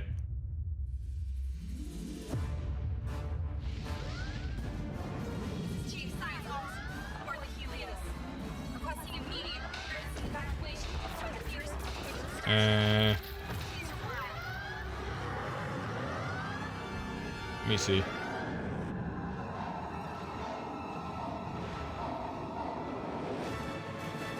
I don't know. I can't seem to find it. So I put it in prequel film and I don't know. It's giving me like Star Trek movies. Hold on. Maybe if you just type in Star Trek PS3 game. Maybe. I'm typing in Star Trek PlayStation Network and just seeing Resurgence. Is this it? I don't know.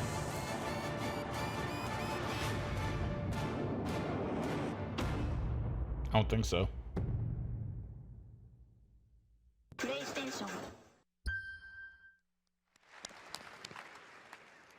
One publishing partner that has excelled at creating amazing What about the PS3? What if you're right? Year after year is Electronic Arts.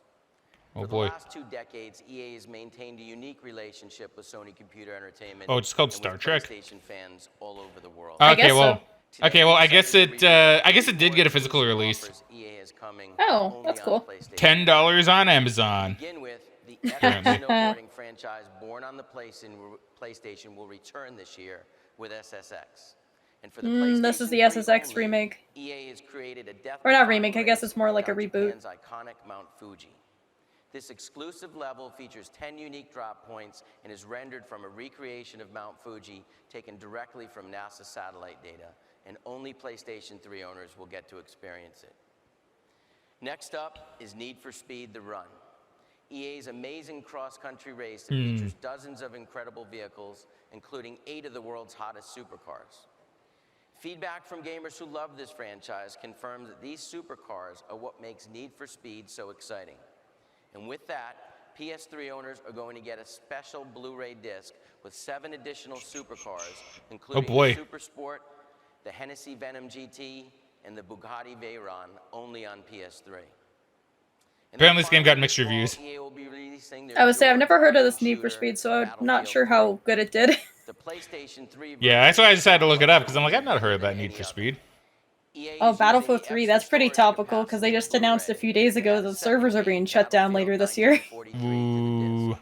That gives PlayStation owners one of the most exciting games of the year, bundled free with one of the most popular games offered on the PlayStation Network. That extra and exclusive content is a critical differentiator for PlayStation. Creating a unique experience isn't limited to the PS3.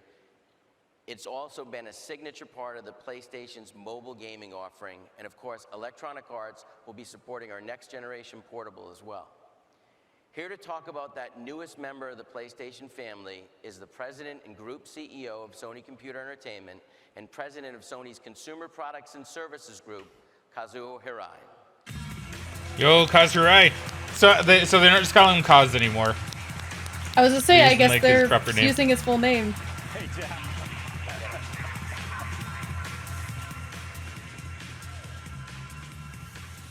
Thank you, Jack. How about that tie he's wearing? Can you... Round of applause for his tie. First Wait, does this tie look like different? I don't remember. Oh, I see. It's just like... I see. Yeah. It's like a dad tie. Yeah. Round of applause for his tie.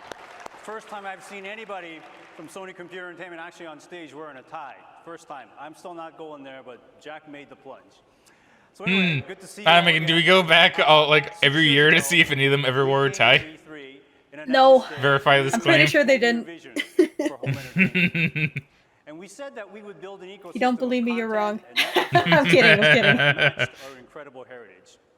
And the world of network entertainment has undergone a significant change since we launched PlayStation Network.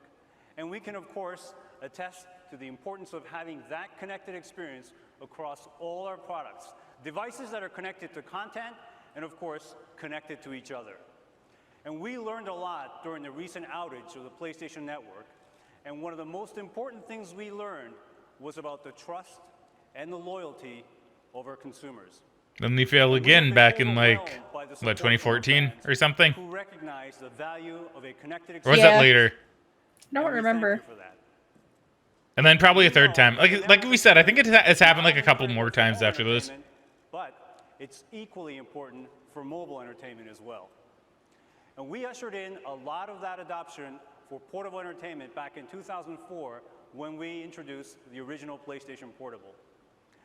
And at the time, cell phones were unable to deliver the deeper, richer gaming experiences. But after 6 years, these multifunction devices are ready for PlayStation-like experiences. So the question is, how do we deliver a PlayStation-level experience to a wider audience? And the answer is what we're calling PlayStation Suite. PlayStation Suite will make PlayStation content available on something other than PlayStation hardware, starting with PlayStation-certified Android smartphones and tablets. This isn't just the PlayStation installed base that will experience our products in a totally new way. It's a whole world that will experience our products through PlayStation Suite. So are they trying to kind of do what Microsoft is kind of doing? Because now Microsoft has really been pushing like connectivity between devices. And, it seems like it, yeah. Going like we're an all-in-one system. PlayStation 3 and, of course, our next generation portable. And now, as I mentioned, absolutely central to the evolution of the digital living room of content and entertainment following you anywhere and everywhere is the PlayStation Portable. So I guess the name was changed to PlayStation Mobile. In the palm of your hands, and we continue to have very high expectations for PSP in the Shut down in 2015. And with that apparently. we've created didn't last very long, huh? Did not. To be one that breaks traditional boundaries of entertainment with new ways to control the device. New ways to interact with your world and new ways to interact with your friends, and of course, with your entertainment. This product introduces elements like a dual touchpad, an OLED screen, and dual cameras that provide an augmented reality experience to allow you to play with every aspect of your real life. And connecting with your everyday life and the world around you is a critical component to the development and to the DNA of this product. So I'm very proud to showcase for the first time in North America the successor to the PlayStation Portable. What you've come to know as NGP, our next generation portable, is officially named PlayStation Vita. Ah, there we go. Thank you. I mean, it does look better than the PSP. What does Vita mean? Vita means life. Is it? Actually, that PlayStation Yeah, Vita like it is better. Okay. Like, the actual system itself was pretty good from what I understand. The major issue with it, which I'm sure they'll get into as they go on, is that Sony was very insistent about using proprietary memory cards that were very expensive. Like, just to give you a frame of reference, it came with a 4 GB card, but if you wanted to download, like, Uncharted Golden Abyss, a launch game, that game was, like, 3.5 GB. It was basically the entire card. And like the biggest cards you could get were 32 GB, and I believe at launch they were somewhere around like 100 or 120 Canadian. Like it was a lot of money for memory, and they didn't really have a lot of developers signing up to make games for the Vita, at least at launch. And then like I think because of the fact it wasn't selling super well, and then everything, Sony basically stopped making games for it like after 2014, I believe it was. Okay. But yeah, it's a good system. I really enjoyed my Vita. It's one of my favorite systems I had. The OLED screen is amazing, and the actual system itself is really good. There's just not a ton of games for it unless you're really into RPGs or visual novels, because most of the stuff we have comes from developers in Japan, because it's a lot more popular there. Okay. Interesting. Interesting. A stunning multi-touch 5-inch OLED screen, front and rear touchpads, 6-axis motion sensing technology, and of course my favorite feature, front and rear cameras allowing for augmented reality experiences never before seen, completely blurring the lines between reality and interactive entertainment. PlayStation Vita will have both Wi-Fi and 3G Wi-Fi models for on-the-go entertainment. This will allow for everything from social networking to location-based gaming that help you find and meet friends for brand new experiences. Now, of course, having such an impressive set of network features and ambitions requires the nation's fastest mobile broadband network. And we'll be partnering with AT&T as the exclusive carrier for PlayStation Vita in the United States. Okay, the crowd didn't really like that. Now, customers with an AT&T that was only necessary if you had the 3G using data on the Vita. Otherwise, with Wi-Fi, you didn't need to get a SIM card or anything for it. Okay.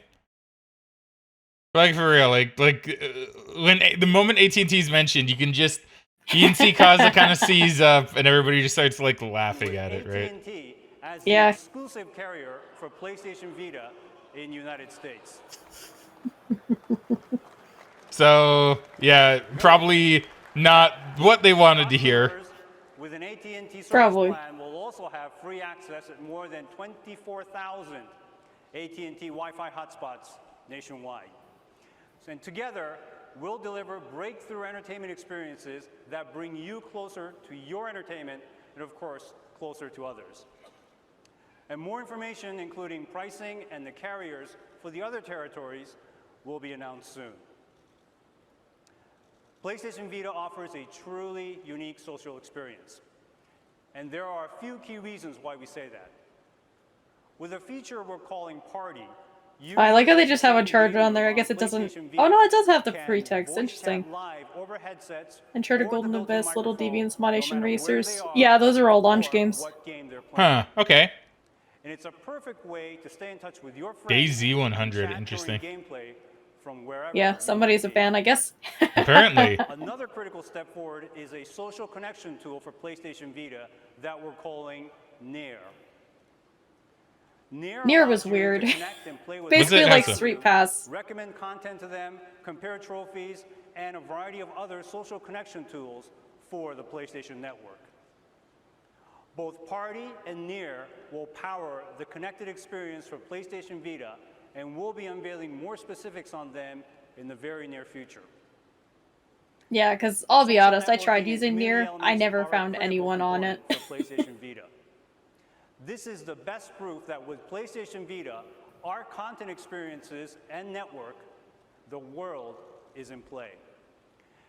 Now, to showcase some of the gaming experiences and new ways to play, ladies and gentlemen, please welcome the Senior Vice President for Worldwide Studios North America, Scott Rohde. Oh, Scott. Hey, Scott. Thanks, Kaz. I know I'm speaking for everyone at SCE Worldwide Studios when I say that we've been truly inspired working on PlayStation Vita. We believe this device will change how people think about portable gaming, but you don't have to take our word for it.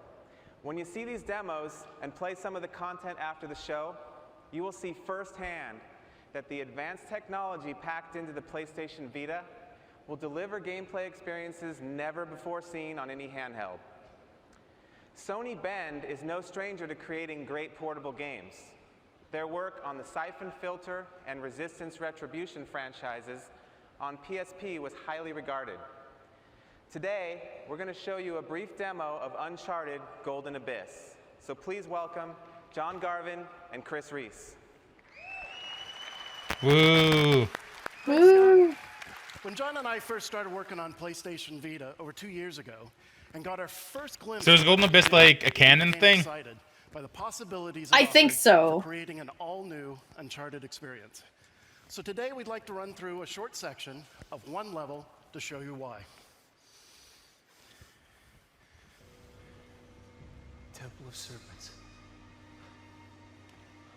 So which game does this take place between then? Is it like between 2 and 3? I think so. I think this technically takes place after Uncharted 2. How the hell do I get up there?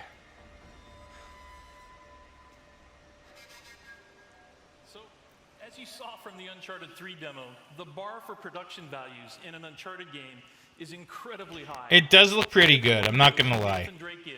Oh yeah, the game itself looks really good, and it plays pretty well.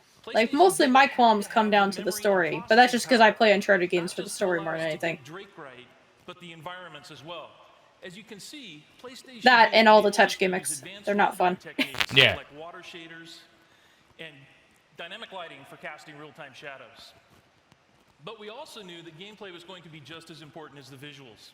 And the PlayStation Vita allowed us to tailor important aspects of Uncharted gameplay for the new platform. For example, Chris is going to alert this enemy deliberately so we can show off how our touch melee system works. Here, instead of using the square button for combat, the entire screen becomes a vertical button. You can just tap the fist icon or I don't think that's good. directly to take him out. No. For traversal, we allow players to use traditional controls or So the PSP Vita is basically just a phone, really. It's kind of like a proto-smartphone. Kind of, yeah. That fans of Uncharted could simply pick up the game and play it using controls they were used to. But in places where it made sense, we've incorporated PlayStation Vita controls. So here Chris is using the 6-axis to tilt in the direction he wants Drake to jump. The great thing is, you're not go ahead and jump. There you go. The great thing is you're not locked into one set of controls or the other. You can tap, use the buttons, and or combine the two. Okay, well, if you don't need to do this, then I guess that's fine. This part you don't need to, no. Chris can either use the stick to swing or simply drag his finger across, and Drake will follow.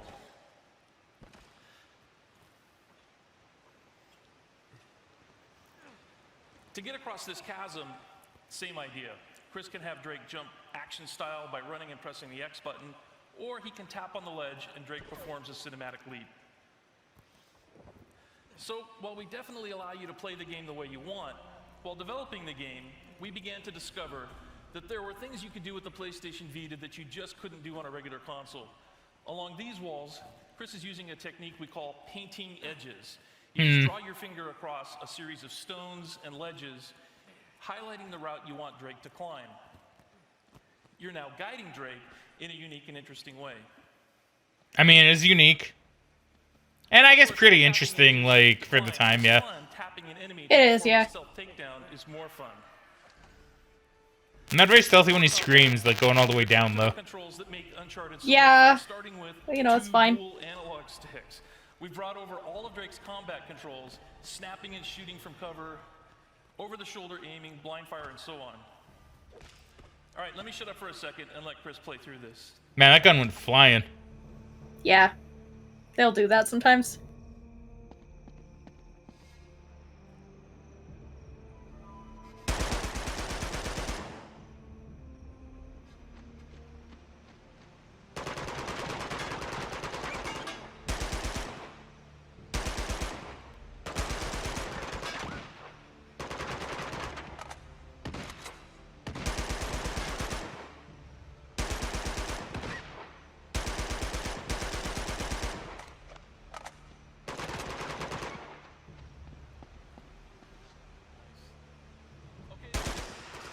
But again, where it makes sense, we use touch controls to enhance the core combat. So for example, to reload, Chris can just tap the weapon icon, or to pick up a new weapon, he can either tap on its icon or the weapon itself. And now he's got a shotgun. It almost looks like he missed that for a second. It did. To wrap up, our goal wasn't just to create an authentic Uncharted game, but to create an Uncharted game unique to the PlayStation. We have a lot more to show. They didn't even show the two most annoying gimmicks in the game, though. That's interesting. Really, what are the two most annoying gimmicks? So, they're both motion controlled. Generally speaking, there's a lot of areas in the game where you're talking or moving around with somebody, and they're like, here, I'll boost you up. And you go up to them, and then you kind of have to, like, slide your finger up on the back screen while they do it to get boosted up to the top cliff. And then the other one is like them walking across a log or something, and you have to balance the Vita to not fall. They use those so much in that game, and it's really obnoxious, and I hate it. Okay, that does sound pretty annoying. Yeah, and I do think it's pretty telling that they didn't show up those two features specifically here, maybe because they were aware people wouldn't like them. I think it's very likely. From Sony San Diego. It's coming up. Because, yeah, they were used so much in the game, like, pretty much all the time. Ruin, working title. Okay. As Scott said, Ruin is an action-based role-playing game. You can say, was that someone's cell phone? Was to provide the yeah, I'm getting a spam call. Oh, that was yours. Oh, okay, I thought it was that E3. Role-playing game. No. Including multiple character classes, deep advancement, tons of loot, and a lot of experiences that you might not associate with your typical RPGs. And so to do this, we started with combat. So, take it away, Jeff. Just for the Vita. We created so, Battlefield. So Jeff is playing our Infernal Warrior right now, and as you can see. Okay, so this game apparently got its name changed to Warrior's Lair. And it was canceled in 2013. Oh man, I was gonna say this actually looks kind of cool. I'd play this. So another Sony game cancellation. They're doing good for a little while too. They were smashed and battered by some bone-crunching impacts. The player's powerful abilities. I wonder if they got canceled just because of the sales of the Vita weren't super great. Maybe. Let's see. How you doing? So next we wanted to forge. Okay, so let's see. Game would utilize cloud storage. Social aspect had been introduced to the game through standard methods, including competitive and cooperative play, trading, and chat, as well as the integrated ability to post progress on Facebook and Twitter. And by another mechanism whereby players can create and modify their own dungeons called layers, where high-value items are stored, which enhance players' in-game skills. The layers are also available to other players as questable locations. That's cool. Where are you going? Oh, it was going to get a PS3 version as well. Oh. For example, here we are currently attacking. Well, it's a shame it got canceled. Now this level is indicative. The ability to transfer active games between the two consoles. That's interesting. Oh, so that's like the first experimentation with crossplay, huh? It seems so. As he grows in power, so does his lair, and the difficulty. Because I don't remember when that became like a big thing. Maybe when the Vita wasn't doing very well, but there was a decent amount of PS3 games where if you bought them and they had a Vita version, you just got the Vita version through crossplay. That makes sense. So, because I got that with Sly 4 in particular. Are going to reward you with more loot and more experience. So according to Unseen64.net, Ruin was a passion project for the entire team, and we were heartbroken when Sony ran out of funding to finish it. And play on a big screen. Oh. So Ruin will also have a PlayStation 3 SKU that will work That's seamlessly interesting. with the PlayStation Vita version. So we just saved Ruin. Things are different over there now with the success of the PS4, so building fan interest in the game and communicating that to Sony would be the only way forward to making it like happen, I guess. Yeah. So they just ran out of money, I guess. That's kind of sad, especially if it was their passion project. That kind of situation's always really sad too, because I didn't even get a chance to finish it and have it come out. Because like, I feel like if a game like this came out and it was pretty decent, it probably would have done pretty well on the Vita. I mean, probably. And having crossplay like this is pretty neat. I'm sorry, go ahead. Yeah, because it's like an action RPG, which wasn't really a genre that was on the Vita much from what I remember. Not on portables very much either. Take this game with you wherever you go, including your living room. Thank you. I will say, just looking at this demo though, like what they were showing did look a little repetitive. A little bit. PlayStation Vita allows you to continue. And just because I think you did kind of mention something about this, it looks like the PlayStation 3 and Vita versions were expected to be sold together as a combined package. Cloud-based okay. for instant That makes action sense. on PS3 is a truly unique feature that you can only get. Yeah, on it's kind of sad that never happened. Next to join us Yeah. on stage is Eric Was, one of our PD directors in San Diego, to talk about another unique experience for PlayStation Vita. One that is from a well-known IP that we had on this stage 2 years ago, Mod Nation Racers. So take it away, Eric and Brandon. Mod Nation Racers, now time for Mod Nation World. Thank you, Scott. I know it's not a thing, I'd like to but take you all through Mod Nation Racers for PlayStation Vita. I was gonna say, I guess it's just like the Vita port. It's an entirely new Mod Nation experience. It is not a port of Mod Nation PS3. It's not a port, Matt. Mod Nation PSP. Apparently not. All right. And developed specifically. I was surprised they didn't give it a subtitling, because like with it having a subtitle, it just sounds like a port. It does. That is very strange. I wonder if they eventually gave it a subtitle. Let's see. And beautiful track in just a few minutes. Well, today we're going to show you how to do it in a much less time using the. Okay, they did. Vita Is this and it? the talon in Brandon's finger. Yes. So we're going to go ahead and enter. Yes. So they did eventually give it a thing called Mod Nation Racers Road Trip. And instantly just Oh, okay. Which makes sense, I guess. He wants, however he wants. Yeah. And we're done. It's that simple. And you can have a lot of fun doing this for days. I've done it for an entire day myself, literally. Probably shouldn't say it with Scott Rohde right here. But the next thing we're going to show that's specific to the PlayStation Vita here is the editor. And Brandon can just move this around and touch the front touch panel wherever he wants and edit this line. And since I will say it does look very low FPS at this point. I know it's still like probably fairly early. Copy mode now. Yeah. Moving it to around the turn. Let's make a jump, Brandon. Like it does seem like it is struggling to do the physics as you're going around the track like this, yeah. Much more than the PS3 did. Mm-hmm. But I want to really talk about the back touch panel now, because you have this terrain mode where you can just make mountains and lakes out of using both the touch panel. So Brandon's using multiple touch points and touching that back touch panel. And the more he touches it, the higher the mountains get. He can make them wherever he wants. And you see it's nice and easy. You see an icon where your fingers are touching, and it's very intuitive. Additionally, you can touch the front touch panel, and you're going to depress the land and make a nice outline. Okay, kind of cool. So this track looks like it's Yeah. forming relatively nicely, but let's go ahead and add a few paint brushes to it. So go ahead and use the tree brush. I wonder if they're going to show us any actual gameplay or if this is all just going to be about the track editor. The front touch panel down, instantly trees are created. It's that simple. You just put them where you want them to. Yeah, I'm not too sure. Let's make it an Alpine Village. Because, like, I do remember they spent quite a bit of time on the track editor on the PS3 version of the game. Or I guess the PS3 game.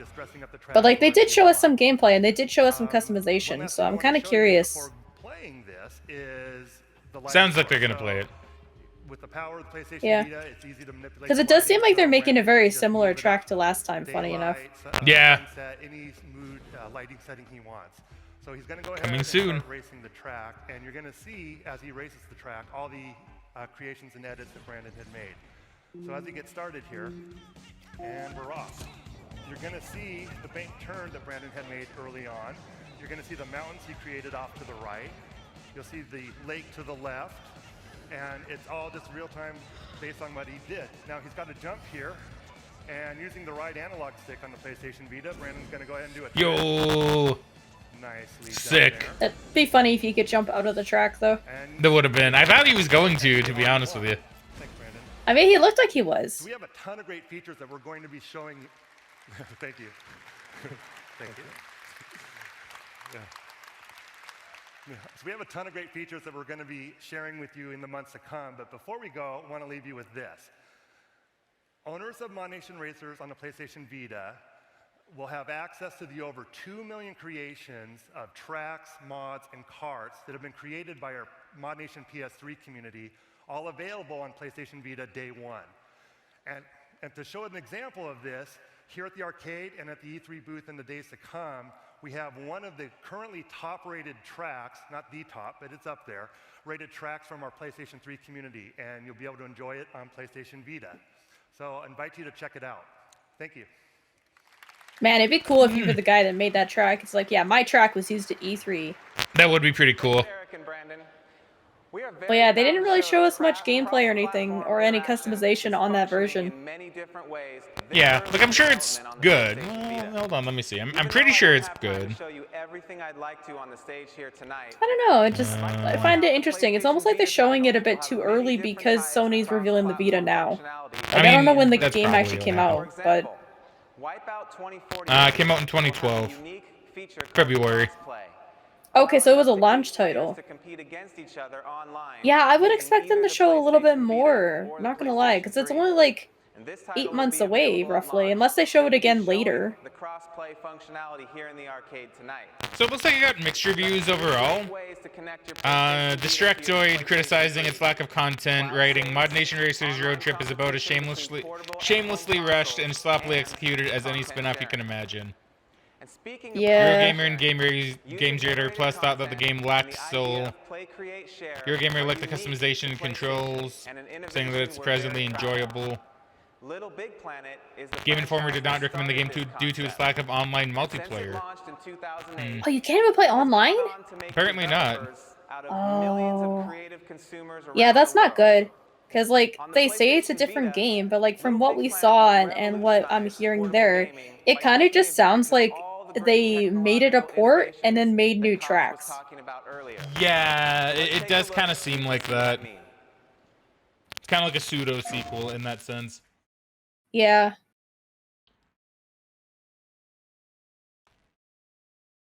Yeah, they got rid of the music for this one. Yeah, I mean, they generally put copyright music on these kind of trailers, so... True. Pocket Gamer similarly took issue with its lack of content, technical issues, and chaotic gameplay. And Mod Nation Racers Road Trip is not only inferior to the home console release, but also to the PSP offering. Oh, that's pretty sad. That is pretty sad. Because I never played the PSP version of the game, but, like, the PS3 one was pretty decent. GameSpot adored the first half of the campaign, robust creation, sharing sweet, and the tone, while lamenting the long load times, chaotic races, and lack of online multiplayer. Huh. So overall, probably not worth getting if you want to get a Mod Nation Racers game. I mean, I don't remember if I still had my PS3 copy or not. I might have gotten rid of it at one point. But to be fair, if I wanted to pick... I think I've seen it. Okay, I was gonna say, because if I wanted to pick it up again, I'm sure I could get it pretty cheap. I mean, probably. Yo, Jack Sparrow.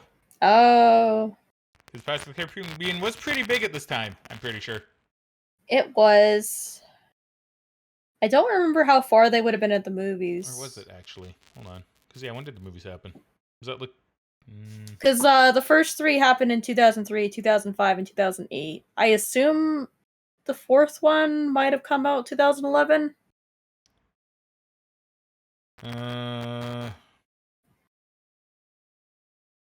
Yes. On Stranger Tides. Oh, okay. So, yes, they're probably getting... As you saw in the video, the Yeah, Little Big Planet okay. toolbox has been expanded to take full advantage of the PlayStation Vita platform and all of the features of the hardware, including dual touchscreens, motion sensing, and the 2 cameras. With Little Big Planet on PlayStation Vita, the creative opportunities are endless. I'm also happy to add that it will be playable here in the arcade and in our booth this week. As you can imagine, we've had a ton of interest in the PlayStation Vita from our publishing partners. And to show you an example of just one of these titles in the works, please welcome our friends from Capcom to talk about Street Fighter Cross Tekken. Ooh. The Street Fighter Cross Tekken was a pretty big deal at the time, because it was like the 2 big fighting game series, like getting a crossover, right? Yeah. And I think it was actually, I heard it was pretty good. I never played it, but it's always cool to see like a crossover, you know? Yeah. No, especially for fighting games, because like there's so many different characters in there, and like the whole premise of the fighting game is like, okay, would these 2 actually fight, and who would win? And it's like, well, now you can actually do it. These days, everything has a crossover, so it's not as exciting. I mean, that is pretty true. Like, I do think video game crossovers are pretty rare. Same with cartoon crossovers, actually. Movie crossovers, I'd say, are pretty popular, but only because of, like, Marvel, really, like, superhero stuff.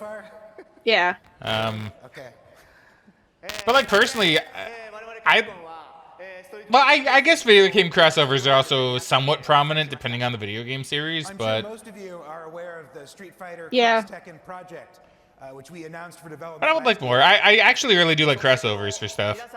Even if they're bad. Alien versus Predator, you know, I think it's a neat idea, right? So I'm a fan of crossovers. Because it's neat seeing characters interact, you know? It is fun, yeah. Today's announcement is that we have also decided to move forward with a PlayStation Vita version of Street Fighter Cross Tekken. Woo! Hey, how is this one? PS Vita. Well, okay, it's looking. No, hold on. We're also happy to announce that in collaboration with Sucker Punch, Cole from Infamous. That's right. I forgot about that. Street Fighter Cross Tekken. See, I didn't know he was in Street Fighter Cross Tekken. Apparently, both versions of the game did pretty positively. Okay, well, that's good. Hold on. Okay, yeah. I just want to see that image again, because Cole looks very weird to me. I don't know why. I think it's the face. The Yeah. They did him in the art style, but he looks awkward. Well, since we're all here, why don't we check out what kind of damage Cole does in the game? Woo!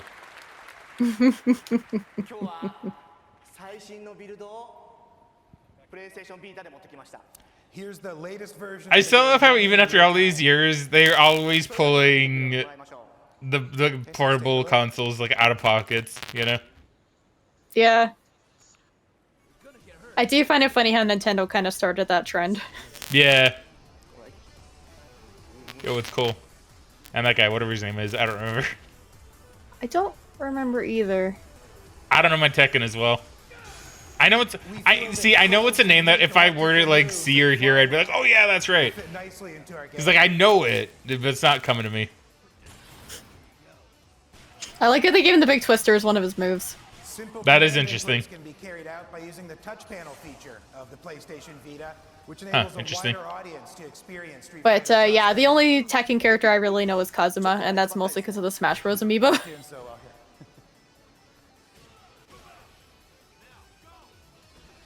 Oh, and Heihachi, I think his name is. So you have a good idea. I think Kazuma's the guy I'm thinking of. I think. Probably. And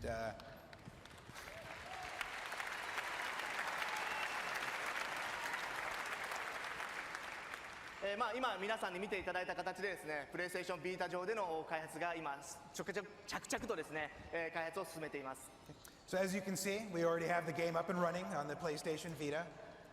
まだですね、皆さんにこれを触ってもらえる機会まではもう少しだけ時間をください。 It won't be long before you're able to play the game for yourself and get a feel for what it's like.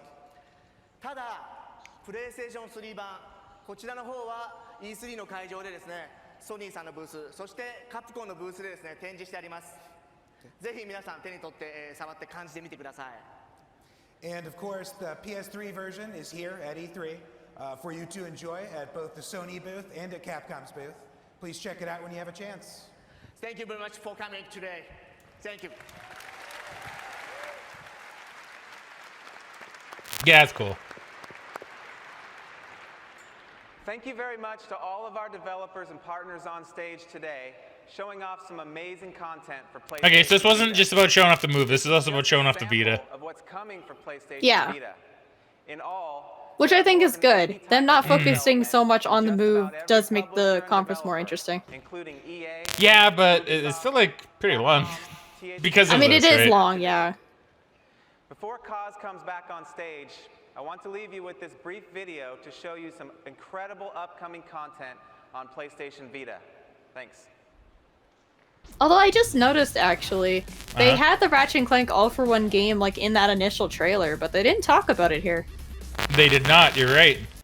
Hmm. And there goes Yo, the music. There goes the music. Yo, look at me shoosting. Oh, tap the screen to shoot the sniper rifle. Tap the screen to That's spin. Wipeout. See, I don't think I'd want to control a game like that. Like, by Nah. tilting it like that. I don't think I'd want that. Oh, that's little deviants. So I do think the back touchpad is interesting, but I still find it a bit weird.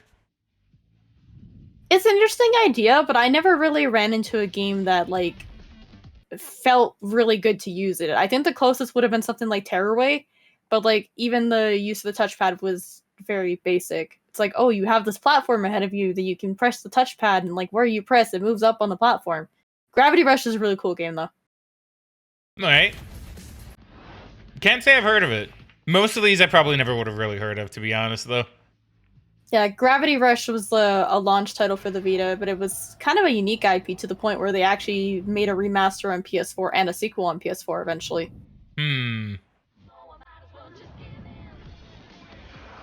I do eventually want to play the sequel. I don't remember if I bought the remaster or not. I think I might have only bought Gravity Rush 2.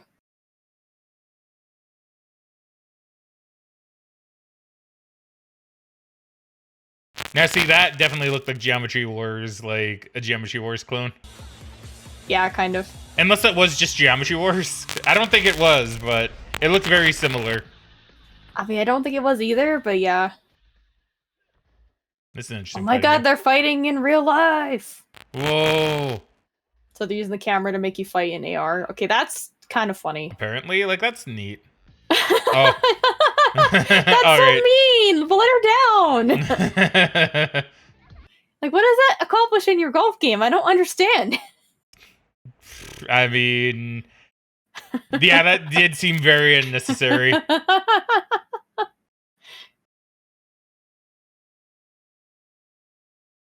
Oh, Dynasty Warriors.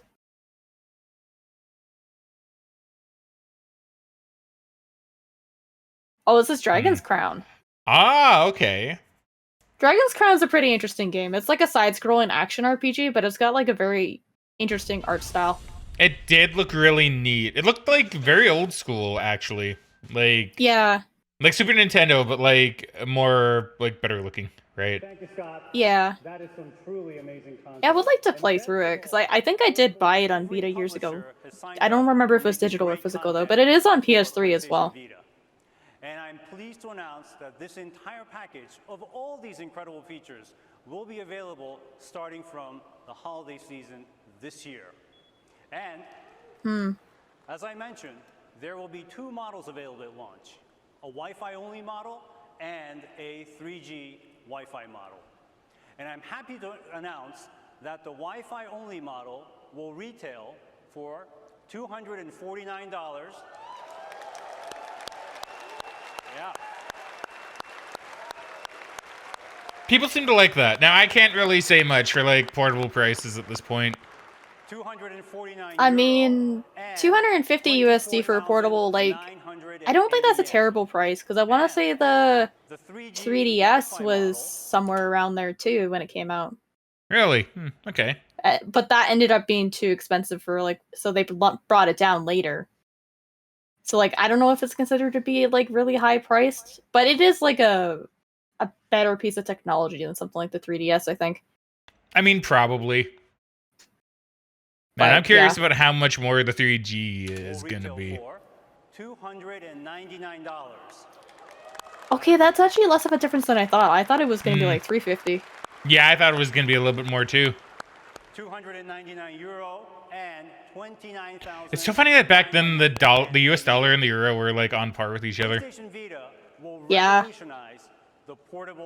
Like I see 299 euro, I'm like, damn, that's like actually like shocking to me.